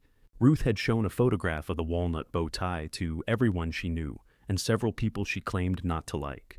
Mara printed a single page at the library. Bring one broken thing. Below it, she listed a Saturday workshop. 4 places, tools provided, no stripping chemicals, no objects requiring 2 people to lift. The fee was enough to cover materials and a portion of the plumber's bill without being high enough to make Mara feel fraudulent. All 4 places filled. Ruth arrived with the removable lid from her cedar chest, split cleanly down the center. Simone brought a drawer that stuck in humid weather. A retired mail carrier named Paul brought a dining chair, whose back had been repaired with 3 different kinds of glue. The 4th participant, Naomi Brooks, carried a walnut sewing stool with a torn seat and 1 leg shorter than the others. Naomi was 32, compact and watchful, with her hair twisted into a knot that shed pins whenever she looked down. She worked as a home health aide and had been living in a weekly motel since the woman she cared for died, and the room that came with the job disappeared. Mara learned those details gradually between lessons on removing old glue and testing joints. Do not force anything, she told the group. If it won't move, figure out why. Paul raised a heat gun. That is a form of force, Mara said. It's low. It can be low in your car. He unplugged it. Ruth's cedar lid required a butterfly joint like the one in the work table. Mara demonstrated how to trace the walnut piece, then let Ruth make the first cut. Ruth's chisel wandered. I ruined it, she said. You widen the channel. It's crooked. Then we make the walnut fit the crooked part. That sounds suspiciously metaphorical. It's wood, Ruth. Everett would have made me start again. Everett isn't teaching. The words quieted the room for half a breath. Then Simone's drawer fell apart in her hands. Was that supposed to happen? She asked. No, Mara said, but it has clarified the problem. By lunch, the work table was buried beneath clamps and rags. Simone brought soup in the blue pot and charged each person $5 for a bowl, including Mara. You're using my stove, Mara said. You're eating my beef. Naomi sat on the porch step with her bowl balanced on one knee. Mara joined her. The newly cut orchard stumps dotted the hill above them. Without the lower row, the farmhouse looked closer. My aunt made this stool, Naomi said, or assembled it badly. She was better with fabric. Did you learn from her? I learned not to sew while angry. That seems broadly useful. Naomi smiled. She left me her machine. The stool's the only piece I could fit in my car. There was no self-pity in the statement. That made the motel room easier to picture, not harder. You can't correct that leg by cutting the others, Mara said. It's already low. We'll add a matching foot. Will it show? Yes. Good. At the end of the workshop, Paul's chair no longer shifted. Simone's drawer slid smoothly. Ruth's lid remained clamped, but the walnut repair sat neatly across the split. Naomi had shaped the new foot herself. She upholstered the stool seat in dark green canvas from Mara's scraps. When she set it on the floor, all 4 legs touched. Naomi laughed once, sharply, as if surprised by the sound. The workshop earned less than 1 weekend rental and left the cottage filthy. It also cost nothing in refunds, emergency plumbing, or apology. After everyone left, Mara counted the cash twice. Eli appeared at the door, carrying takeout cartons. Ruth said, "You forget food when you work." Ruth says many things. She also said 4 people paid you to tell them not to use a heat gun. That advice alone was worth the fee. They ate at one end of the work table between clamps. Eli examined the repaired chair, then Naomi's discarded stool fabric. You liked it, he said. The class, telling people what to do. I come from a rich tradition. He laughed. Mara looked at the chalk marks, the coffee rings, and the place where the lanes had splintered the leg. The room no longer looked clean in photographs. It looked awake. Eli reached across the table and brushed a streak of glue from her wrist with his thumb. Neither of them moved away. A knock sounded before Mara could decide whether she wanted him to. Naomi stood on the porch. She had the sewing stool tucked under one arm and looked embarrassed to be back. I left my phone charger, she said. Mara found it beside the outlet. Naomi took it, but remained in the doorway. The motel raised the weekly rate, she said. Simone said this cottage used to be a place people could stay while they got steady. Mara glanced at Eli. He did not answer for her. How long do you need? Mara asked. 10 days, maybe 2 weeks. I start with a new client Monday, but the first paycheck won't come until the following Friday. The old metal key hook waited beside the door. Mara thought of the roof, the plumbing bill, and Ruth telling her the door had been kept open for 23 years. She also thought of Everett offering shelter, without explaining the cost to the person who would inherit it. "This isn't free," Mara said. Naomi nodded quickly. "I can pay after Friday. I don't mean money. I have 6 chairs to finish. The workshop needs cleaning, and you'll sign an agreement about dates. 2 weeks means 2 weeks, unless we both choose differently. I can do that. No guests without asking, no smoking. If something breaks, you tell me before it becomes expensive." "Okay." Mara removed the cottage key from her ring. "I'll stay at Ruth's," she said. "You leave one thing better." Naomi accepted the key in both hands. "What thing?" "That's your part to figure out." Naomi moved in with one suitcase, a grocery bag, and the repaired stool on the passenger seat of her car. Mara showed her the bathroom faucet, the stove, the new electrical panel, and the section of pantry floor Cole had covered with plywood. "If you hear scratching under there, it's probably a mouse," she said. "Probably?" "There was an earthworm. That's less concerning." It was unusually confident. Naomi signed the agreement at the work table. Mara had written it in plain language. 14 nights, no rent due until Naomi's first paycheck, 10 hours of help with the chairs and workshop cleaning. No interest, no hidden extension. Either woman could end the arrangement if the cottage stopped feeling safe. Everett had never written rules down.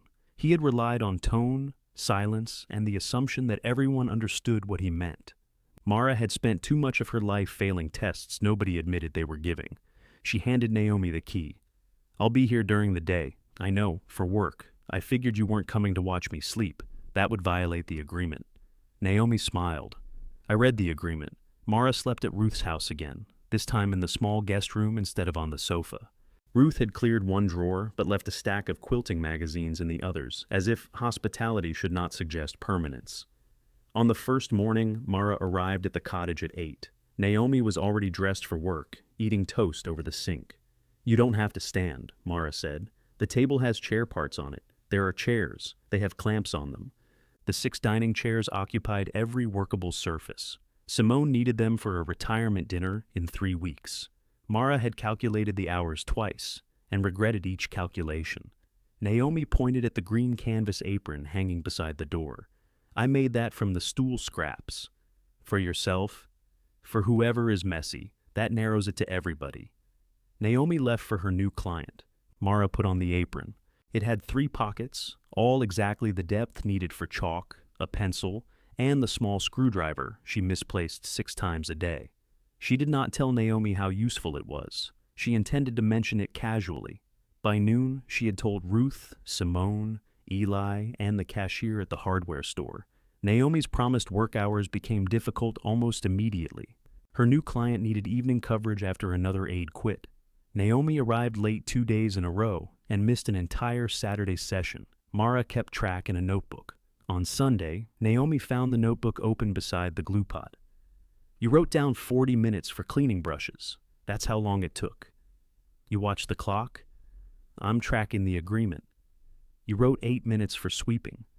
"You swept for 8 minutes." Naomi placed the brush she was holding into a jar. "I worked a 12-hour shift yesterday. I know. I'm not asking you to erase the hours. I'm asking why each minute is being weighed. It isn't." Naomi turned the notebook so Mara could see her own neat figures. 8 minutes, 40 minutes, 1 hour, 12 minutes. The numbers looked like Daniel had written them. Mara closed the book. "I don't want this to become vague," she said. "Neither do I. But I thought I was helping with chairs, not punching a clock in my bedroom. It's my bedroom, too." Naomi's expression changed. Mara heard the sentence after it was too late. "This is exactly why we wrote an end date," she said, trying to repair it. "No. We wrote an end date so I'd know you weren't going to hold the room over me. I didn't realize you'd count the minutes I used it." Mara looked around the cottage. Naomi's suitcase was tucked beside the mattress. Her shampoo sat in the bathroom. A pair of work shoes rested beneath the chair where Ruth had sat with her loaf of bread. Small signs of habitation. Small signs Mara had been displaced. Grandpa had told Ruth to keep the pipes from freezing. He had given Eli work each morning. He had found ways to disguise need as usefulness. But Mara wondered how often the disguise had become a debt no one could measure. "I'm sorry," she said. Naomi remained standing. 10 hours was too specific? Mara asked. No, 10 hours is fine. 8-minute entries are strange. They are, and I need to know when the cottage is a workshop. I came out of the shower Friday, and Paul was inspecting a chair through the window. He has boundary problems. So do you. That appears to be true. They rewrote the schedule together. Naomi would work 2 3-hour blocks and 1 4-hour block. Mara would not enter before 8 or after 6 without asking. The notebook would record only completed blocks, not trips to the broom closet. When they finished, Naomi pointed to the green apron. You like it? It's excellent. You could have said that first, I told the hardware cashier. Naomi stared at her. I'm learning, Mara said. The next workshop filled with 5 people even though Mara listed 4 spaces. Ruth had accidentally told both members of a married couple that they could take the last place, then refused to choose between them. They share a cabinet door, Ruth argued. That's one object. They have 2 bodies. They've been married 31 years. Some days that's negotiable. Mara squeezed an extra stool between the work table and stove. The room grew hot with bodies and lamps. People traded sandpaper, held clamps for strangers, and told stories about their objects without being asked. A man named Curtis brought a nightstand his former roommate had left in a basement. Paul returned with a lamp and, after one look from Mara, left the heat gun in his car. Naomi worked at the kitchen counter replacing Simone's ruined chair seats. Her hands were faster and surer with fabric than Mara's. She folded corners without bulk and cut each panel almost without waste. You've done this before, Mara said. My aunt did alterations. I helped. Would you want paid upholstery work? Naomi stopped cutting. Paid? I have 2 commissions waiting. I can't finish both before the next workshop. What does it pay? Mara gave her the rate she would have paid any competent assistant. Naomi considered it, then nodded. Put it in writing. Fair. Their first paid Thursday supper happened because Simone refused to keep donating food to people who could afford $28. She sold 12 seats. The cottage could hold 10 comfortably, so 12 people attended. Mara moved the clamps into the bedroom and covered one end of the work table with brown paper. Simone served braised beef from the blue pot. Ruth brought bread. Eli repaired 2 chairs before sitting in one.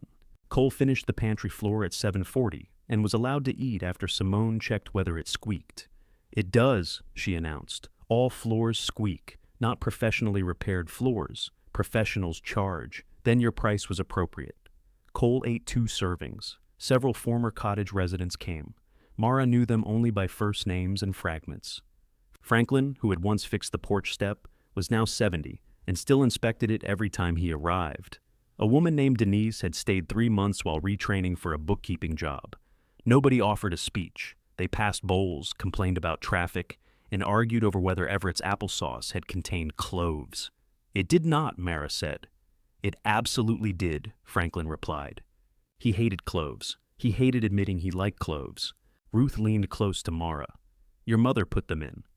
Mara looked at her. Ruth broke bread into small pieces on her plate. She stayed 6 weeks, she said.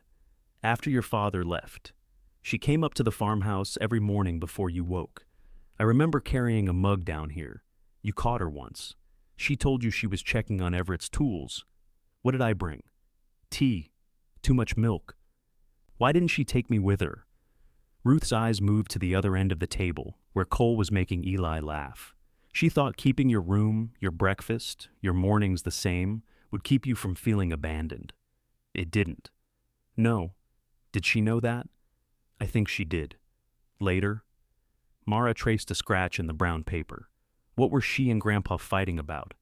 He wanted her to stop waiting for your father. Helen wanted him to say he was sorry for making her feel foolish when she married him. Did he? Not in words, so no. Ruth looked toward the blue pot. He started Thursday supper after Helen came down here. He never sat at the table until she did. That's not an apology. No. Why are you defending him? I'm not. I'm telling you that people sometimes love with the only tools they have, even when those tools are inadequate. Mara watched Simone ladle broth into Daniel's old floral turene's absence, using a plain white bowl instead. What did Mom leave better? She asked. The bedroom window. It had been painted shut. She freed the sash, replaced the rope, and painted the trim blue. Mara had painted that trim white for the rental photographs. The knowledge hurt, but not because the color was gone. Her mother's hand had been in the room all along, and Mara had not known where to look. After supper, she found a scraper in the drawer. Beneath the white paint at the window's edge was a narrow line of faded blue. She left it exposed. Naomi received her first paycheck on Friday. She paid Mara the agreed amount, worked her final 4-hour block, and carried her suitcase to the car on Sunday afternoon.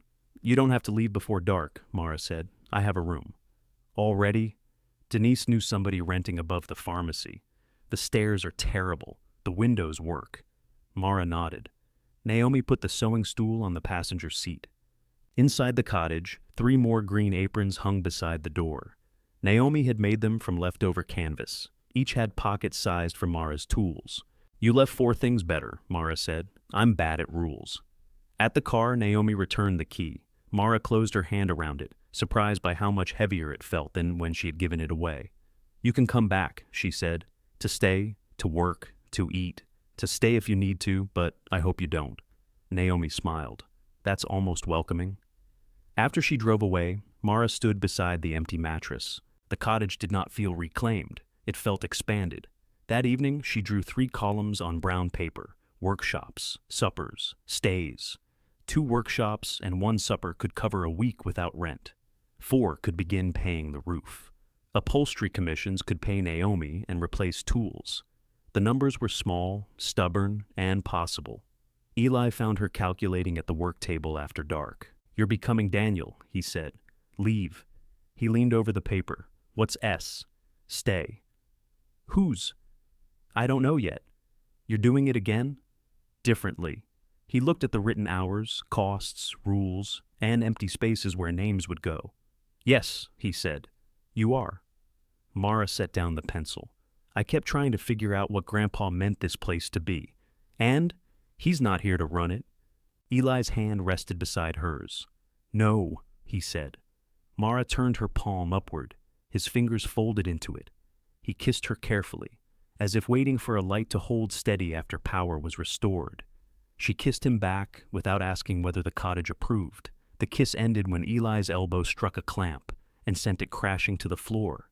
They jumped apart. "That was subtle," Mara said. "I was distracted." "By poor tool placement?" "Deeply." He picked up the clamp. Mara pretended to reorganize pencils until her hands stopped feeling unfamiliar. Eli stood on the opposite side of the table, smiling in a way she had not seen before. It made him look younger and less certain, which she liked more than she expected. "So?" he said. "So. Do you want me to leave?" "No. Do you want me to stay?" "That sounds like a trick." "It has 2 available answers." She looked at him. "Stay," she said. He stayed until midnight, though neither of them kissed again. They drank coffee that became progressively worse as the pot sat on the burner. Mara showed him the numbers on the brown paper. Eli pointed out that she had not included insurance, replacement tools, or what Simone called the onion problem. "What's the onion problem?" he asked. "Simone uses twice as many as she budgets. That seems solvable." "You haven't argued with Simone." They sat shoulder to shoulder, building a model small enough to survive reality. Paid workshops, paid suppers, furniture commissions, a limited number of reduced-cost stays, each with a clear beginning and end. Nobody would be asked to perform gratitude.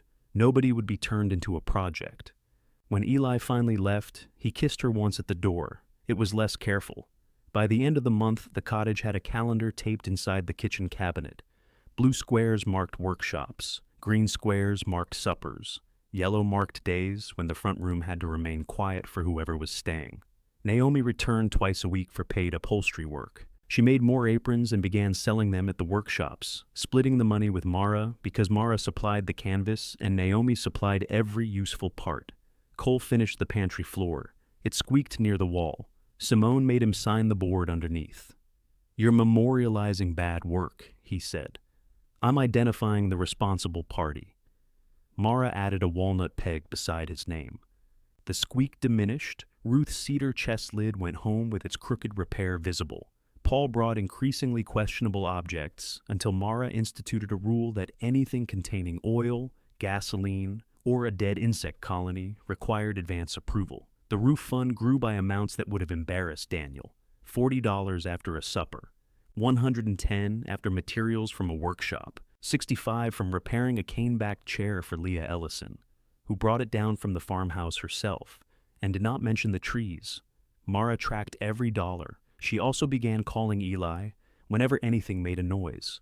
At first he came. He adjusted the stovepipe, replaced the porch switch, secured the bathroom fan, and traced a buzzing sound to a fluorescent light in the equipment shed. He ate supper afterward, slept at the cottage sometimes, and learned that Mara needed the bedroom window cracked even when it was cold. Their intimacy grew through ordinary inconveniences. His boots occupied the one dry place beside the door. Her hair clogged the shower drain he had repaired. He drank the coffee she made and never pretended it was good. Mara learned that Eli woke before dawn even on Sundays and hated raisins with an intensity unrelated to taste. He learned that she talked through furniture problems in her sleep. "You said, 'Reverse the clamps' at 3 in the morning," he told her. "Did it work for the chair in your dream?" "Yes, you sounded satisfied." Then a radiator Ruth donated began knocking during a paid workshop. Mara texted Eli beneath the table. "Radiator sounds like a prisoner with a spoon. Can you come?" He replied 10 minutes later. "On a job. Tomorrow. It's disrupting the class. Turn it off. It's cold."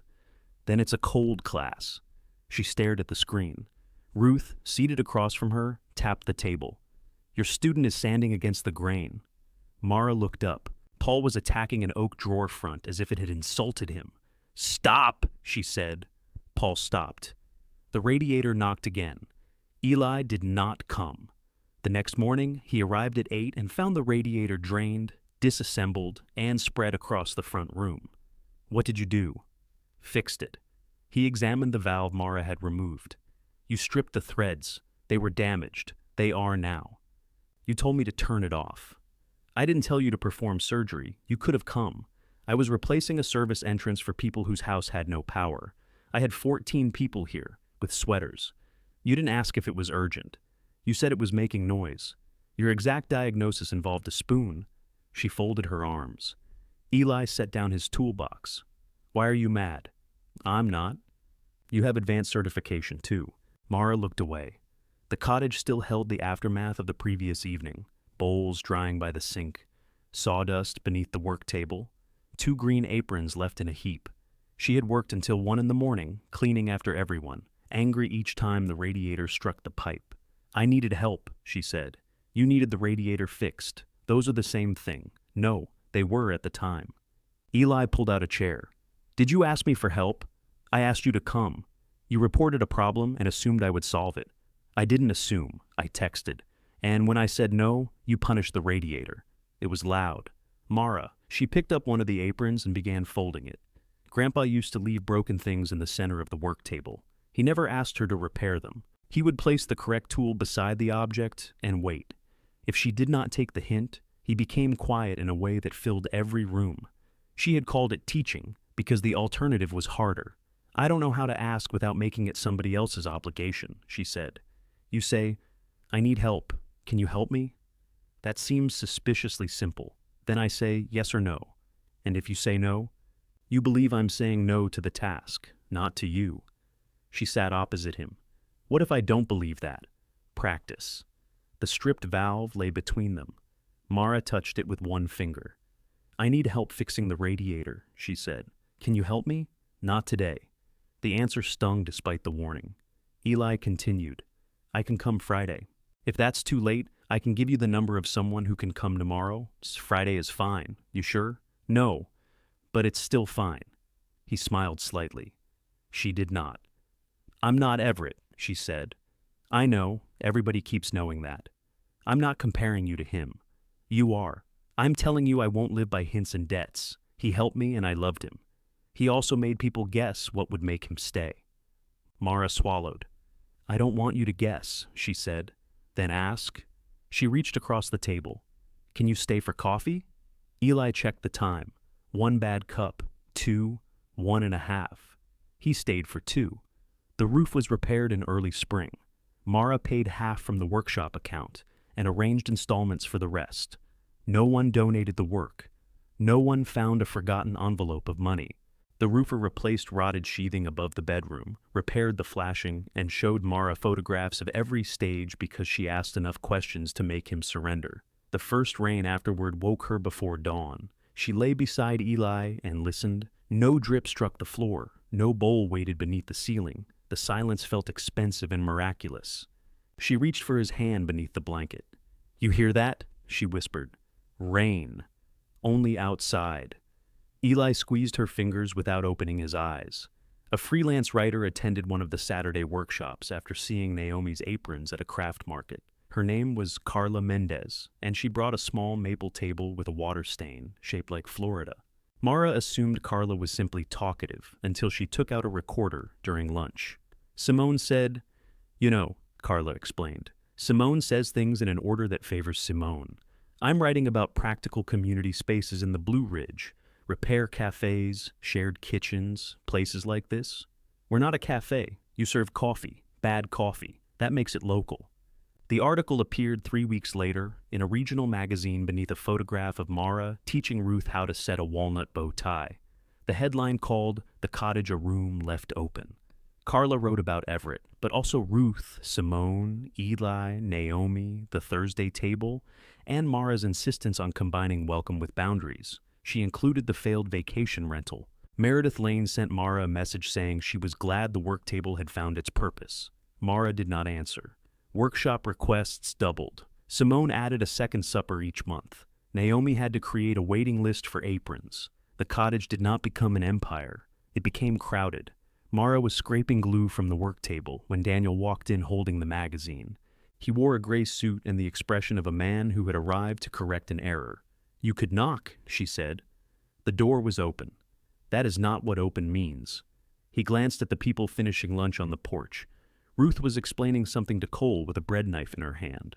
Eli carried bowls toward the sink. Naomi folded green aprons into a basket. Daniel placed the magazine on the table. "You didn't mention the article. You don't call. I called in January. You asked whether the county tax notice had come. It was a call." Mara wiped the scraper on a rag.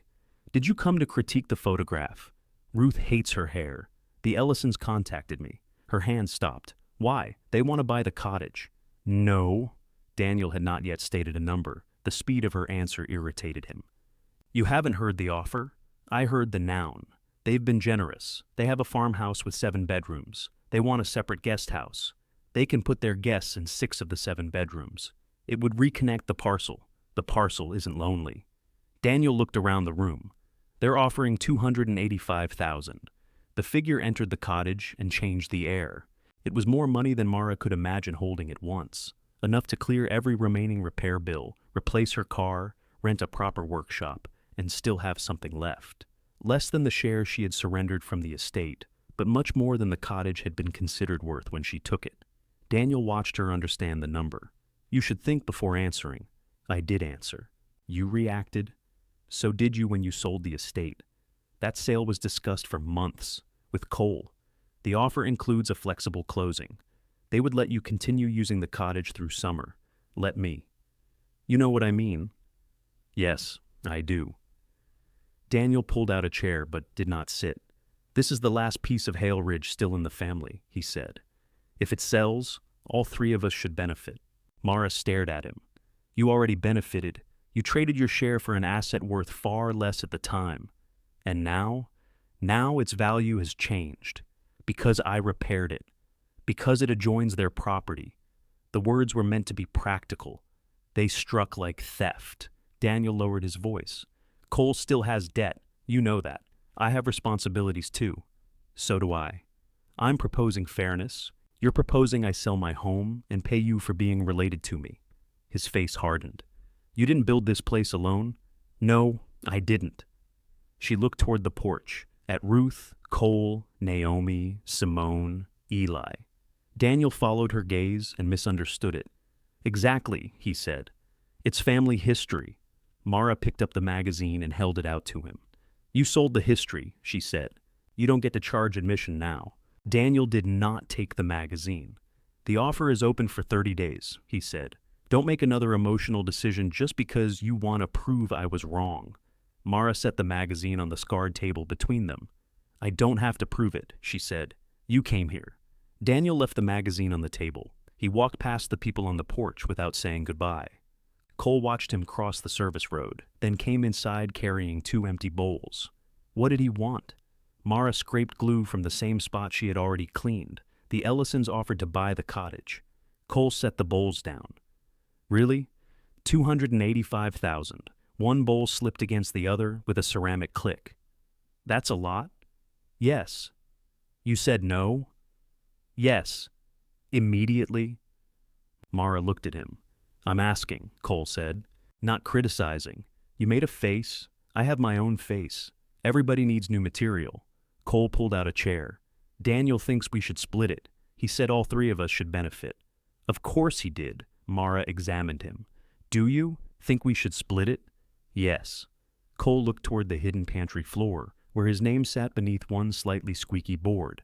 No. The answer came slowly enough to be trusted. You could finish paying your debt, Mara said.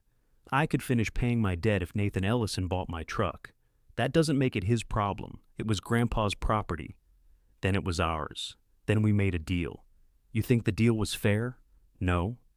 Cole leaned back. I think you got robbed. By you. Partly. And now the part I kept is worth more. Because you made it worth more. Daniel says it's because it adjoins the estate. Daniel says resale value when he means regret. Mara set down the scraper. He said, this is the last family place. Cole rubbed a hand over his mouth. That sounds like him. You both called it a ruin. It was a ruin. It still has one crooked chimney. An improved ruin. Thank you. That was admiration. You should label it. Cole picked up the magazine. He had read the article twice already, once aloud so he could complain about Carla's description of him as Mara's wry middle brother. I'm the middle brother only in relation to Daniel, he had said. That is how middle works, Mara had told him. Now he folded the magazine closed. Daniel thinks this makes us look terrible. It doesn't mention the sale except to explain how I kept the cottage. It says your brother sold the estate. That happened. He says people at work asked him about it. Did they ask why he sold it without telling me? No. They asked whether you really taught furniture repair. Then perhaps Daniel's coworkers have reading comprehension. Cole smiled, but only briefly. He spent his whole life doing the responsible thing, he said. School, job, mortgage, retirement account. Grandpa still called him soft because he didn't know how to sharpen a chainsaw. I don't know how to sharpen a chainsaw. Grandpa called you difficult. That was respect. That is not comforting. I'm not defending Daniel. I'm trying to explain why it bothers him, that you chose the obviously foolish thing and built something people admire. Mara looked at the work table, the dark walnut repair crossing its damaged leg. I didn't choose this because it was foolish. I know, but we thought you did. Do you regret selling? Cole's eyes moved toward the porch. Through the screen, the upper orchard looked thinner than it had a season earlier. I regret what I needed the sale to erase, he said. That isn't the same thing. It was not an answer, but it was closer than Cole usually came. Mara carried the empty bowls to the sink. What if I sold and opened a workshop in town? She asked. Cole turned. You're considering it? I'm considering what $285,000 means. It means you should consider it. I already said no. You're allowed to think after speaking. Daniel will be thrilled to hear you say that. Daniel can continue learning disappointment. That night, Mara wrote the offer beside her 3 columns. Workshops, suppers, stays. $285,000 could rent a storefront for years. It could fund scholarships instead of counting green squares. It could buy a building with level floors, parking, and a bathroom that had not declared war on its own drainpipe. The money could separate the work from the cottage. She tried to picture Naomi arriving at a storefront with her suitcase, Ruth sleeping in a rented room above a pharmacy, Eli waking sober beneath fluorescent lights while traffic passed outside. Those things might have happened. Help did not require stone walls, but Everett had not simply offered rooms. He had offered a place outside ordinary judgment, where a bad season did not have to become a permanent name. Mara had made that place accountable without making it clinical. People ate where they repaired. They worked where someone else slept. The arrangement was inconvenient because lives were inconvenient. Eli found her awake at 2. What's the number doing there? He asked, threatening my arithmetic. He sat beside her. If I sell, I could buy a real workshop. This is a real workshop, a larger one, also real. Parking. Now you're dreaming, she nudged his knee. What do you think I should do? Eli considered her face. I think you're asking me so you can be angry if I answer wrong. I would never. You have advanced certification, she sighed. I don't know if keeping it is courage or stubbornness. Probably both. That isn't useful. It's honest. He leaned forward, elbows on the table. If you sell, I'm still here, he said. If you keep it, I'm still here. But I'm not going to tell you what this place is worth to you. The Ellisons already did. They told you what it's worth to them. Mara looked at the number until it became only handwriting. The next morning, she walked up to the farmhouse. Leah met her on the porch in gardening gloves. The front door behind her was painted dark blue now. Mara's mother would have liked it, which felt disloyal and true. I hope Daniel didn't pressure you, Leah said. He believes pressure is a form of information. We asked him because he handled the original sale. Nathan thought it would be less awkward. He was wrong. Yes. Leah removed one glove finger by finger. We would like the cottage, she said. My sister visits often. Nathan's parents can't manage the farmhouse stairs well. But if you don't want to sell, that's the answer. You knew what I was doing there? I read the article. That isn't what I asked. Leah looked downhill. We hear the suppers. Are they too loud? No. The farmhouse is very quiet. The way she said it made Mara see the rooms after the auction, pale rectangles on the walls and no table in the kitchen. You have 7 bedrooms, Mara said. Bedrooms are not always welcome. Mara understood more than she wanted to. I'm not selling, she said. Leah nodded. Disappointment crossed her face without becoming a weapon. All right, I'm sorry. You don't have to be. Daniel will think I do. Daniel doesn't live here. It was the simplest argument anyone had offered. By the time the first apples reddened on the 12 trees Nathan had saved near the house, the offer had become a quiet feud. Daniel called twice. The first time, he asked whether Mara had obtained an independent valuation. The second, he explained how much annual income she could earn by investing her portion. Which portion? She asked. He was silent long enough to answer. He sent Cole a spreadsheet. Cole deleted it, then recovered it from the trash because Daniel asked whether he had reviewed the 4th tab. Mara continued working. The cottage hosted 2 short stays, both paid partly in money and partly in defined hours. A widowed accountant named Gail spent 11 days there between selling her house and moving into an apartment. She improved the booking system, so Mara stopped assigning 2 workshops to the same Saturday. A restaurant manager named Anthony stayed 3 weeks after leaving a partnership that had consumed his savings and confidence. He rewrote Simone's supper budget and identified the onion problem as uncontrolled generosity. The Thursday nearest Everett's birthday became the harvest supper. Mara did not call it a memorial. Everett would have hated a meal where nobody was allowed to criticize him. Simone planned cider braised pork. Cole brought applesauce and peeled every apple badly. Ruth baked bread. Eli set tables on the porch. Former residents came carrying dishes, jars, and stories that contradicted one another. Mara invited Daniel with a 3-word message. Thursday, 7. Come. He arrived at 6:40 in a jacket too formal for the weather. For one hopeful moment, Mara thought he had come alone. Then she saw the blue folder beneath his arm. No, she said. I brought a copy of the offer. I've seen it. The deadline is Monday. I declined it. You spoke to Leah? Yes. Daniel looked uphill. She didn't tell me. Why would she? Because I'm trying to resolve this. There is nothing unresolved. People moved around them carrying bowls and folding chairs. Daniel lowered his voice. Can we speak privately? We are, not with an audience. Nobody is listening. Ruth, 5 feet away, turned her back with such deliberate care that it became listening. Daniel followed Mara inside. The work table was set with mismatched mugs, brown paper, and jars of late wildflowers. The blue pot steamed on the stove. He placed the folder beside the flowers. You are walking away from enough money to change your life. My life changed. That's a line from the article, not an answer. I didn't say it in the article. You didn't have to. The entire thing makes you the loyal granddaughter saving Everett's legacy while Cole and I cash a check. It says you sold the estate. It does not say why. Because she didn't ask us. Would you have answered? Daniel's jaw shifted. Mara pointed to the folder. Put it away. You gave up your share while you were grieving. I kept the cottage while I was grieving. We should have stopped you. You tried, not hard enough. The sentence surprised both of them. Outside, someone laughed. A chair scraped across the porch. Daniel looked around the room as if seeing not its success, but the price of his own absence. This should still belong to all of us, he said. It did. Grandpa used it for family. Grandpa used it for people who needed it. And what are we? My brothers. Apparently that's less important than strangers. Mara felt every old answer rise. The groceries Daniel sent, the hours he did not come, the meetings he held without her. She let them pass. Family is not a permanent reservation at a table someone else built, she said. His face went pale. You could have had a chair here, she continued. You still can, but you don't get one because you arrived with a price. Daniel picked up the folder. Cole stood in the doorway behind him.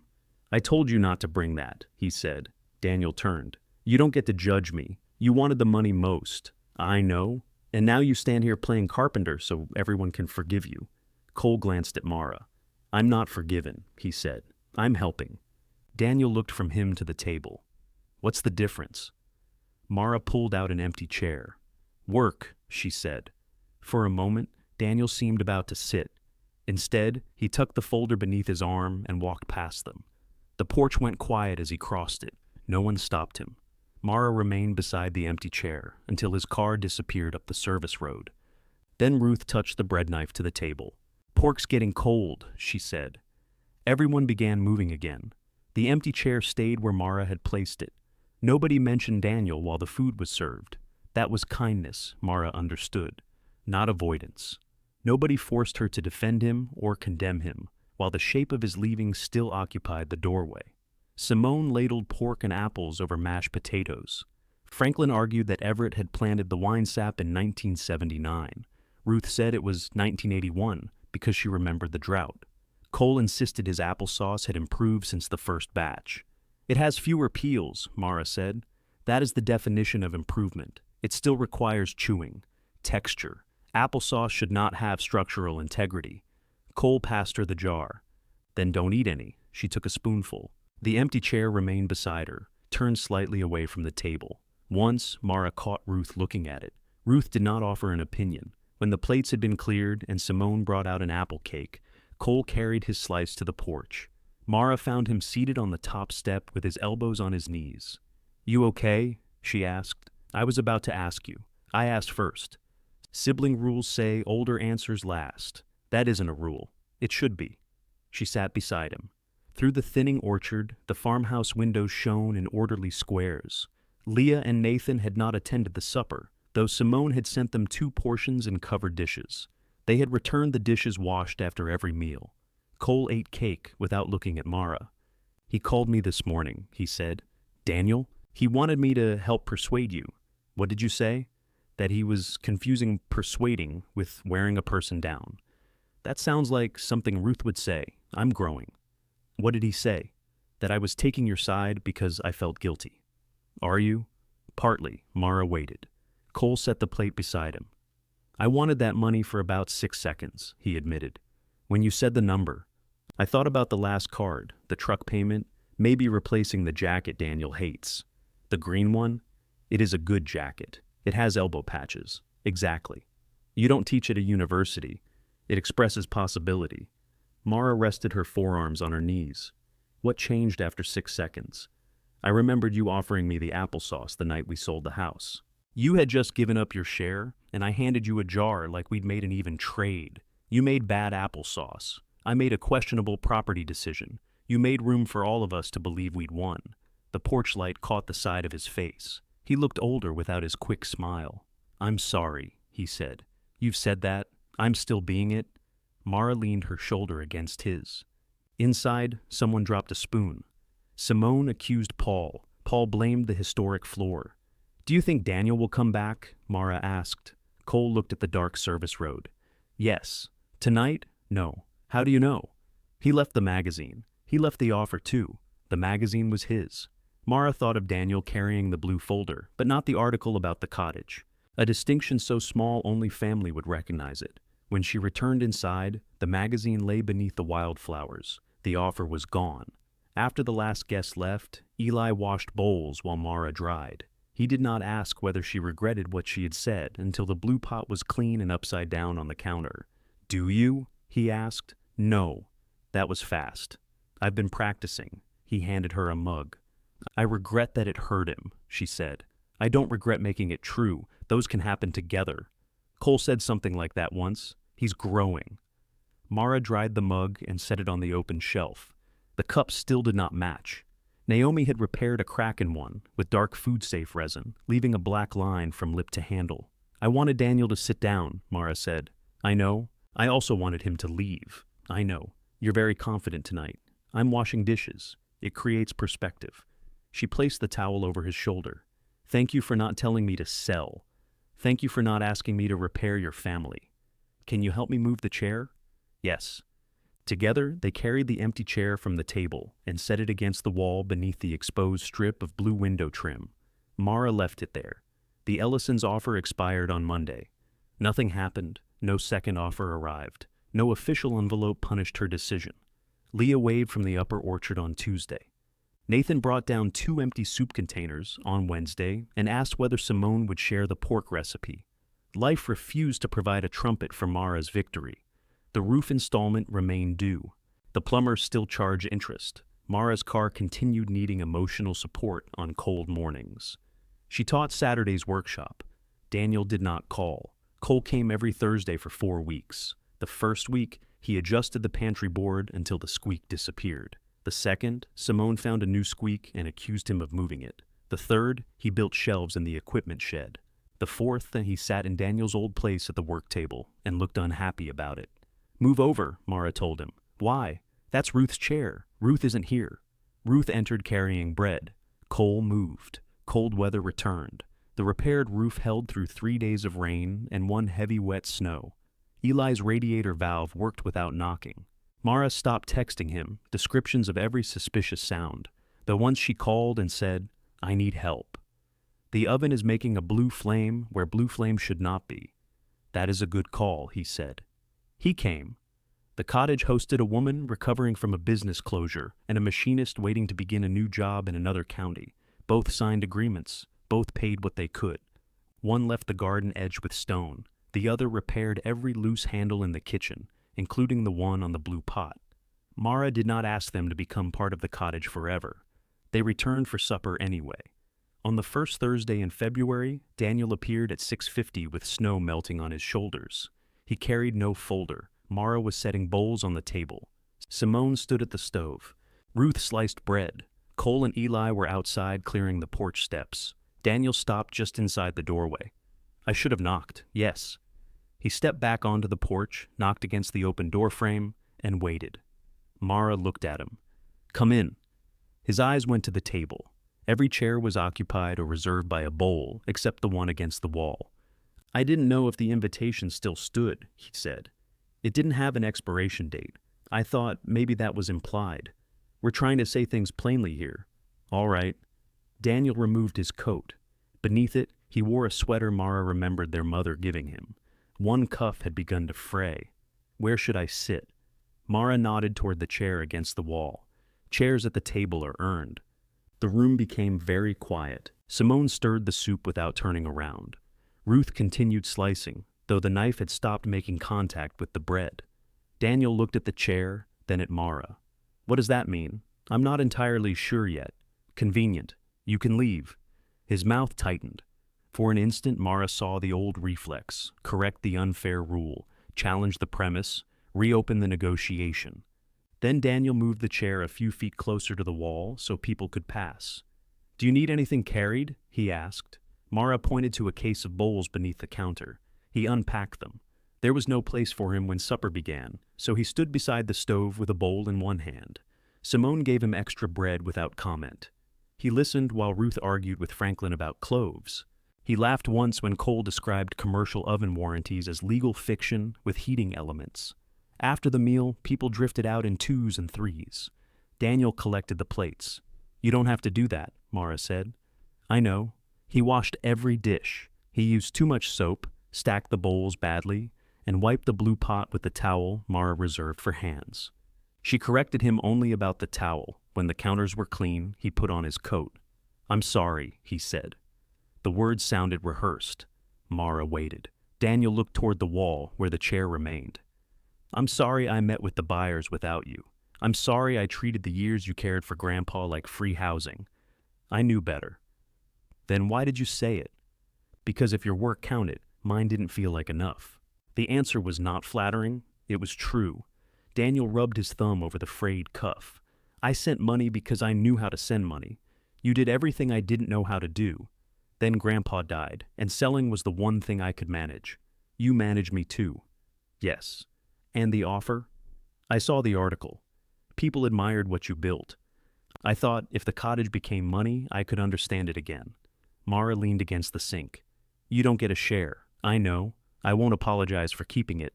I know. I'm not ready to tell you everything's fine. Daniel nodded. I know that too. At the door, he paused. The stone path is lifting near the second poplar, he said. It has been for years. Somebody could trip. Probably. I can come Saturday. Can you fix stone? No. Then why? Daniel almost smiled. I can learn. He returned Saturday in old jeans and gloves that were too clean. Cole arrived 20 minutes later, carrying a pry bar. This is my project, Daniel said. You don't know how to lift stone, neither do you. I own a tool belt. It had a tag on it. Mara stood on the porch with coffee and watched them argue over the first paver. Eli came around the shed, assessed their method, and went back for a level without being asked. The path took 4 Saturdays. Daniel came to each one. On the last afternoon, Mara brought the chair out from against the wall. She set it at the work table between Cole and Ruth. Daniel looked at it before sitting. No one congratulated him. Simone filled his bowl. The wine sap logs took 3 years to dry.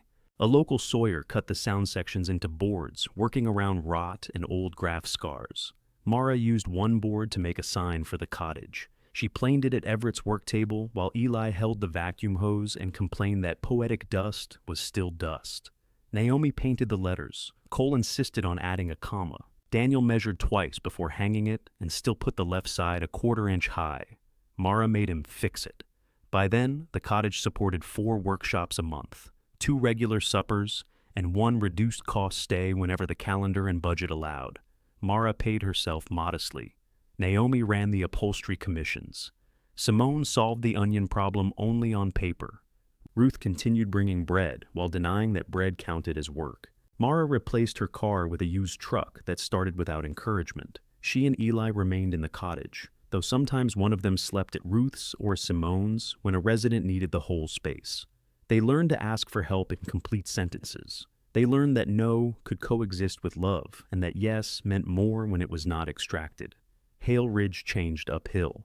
The Ellisons planted native grass where the lower orchard had stood. The 12 remaining apple trees produced more fruit with the extra light. Nathan brought down baskets each fall, and Mara paid him with supper because both of them preferred the exchange.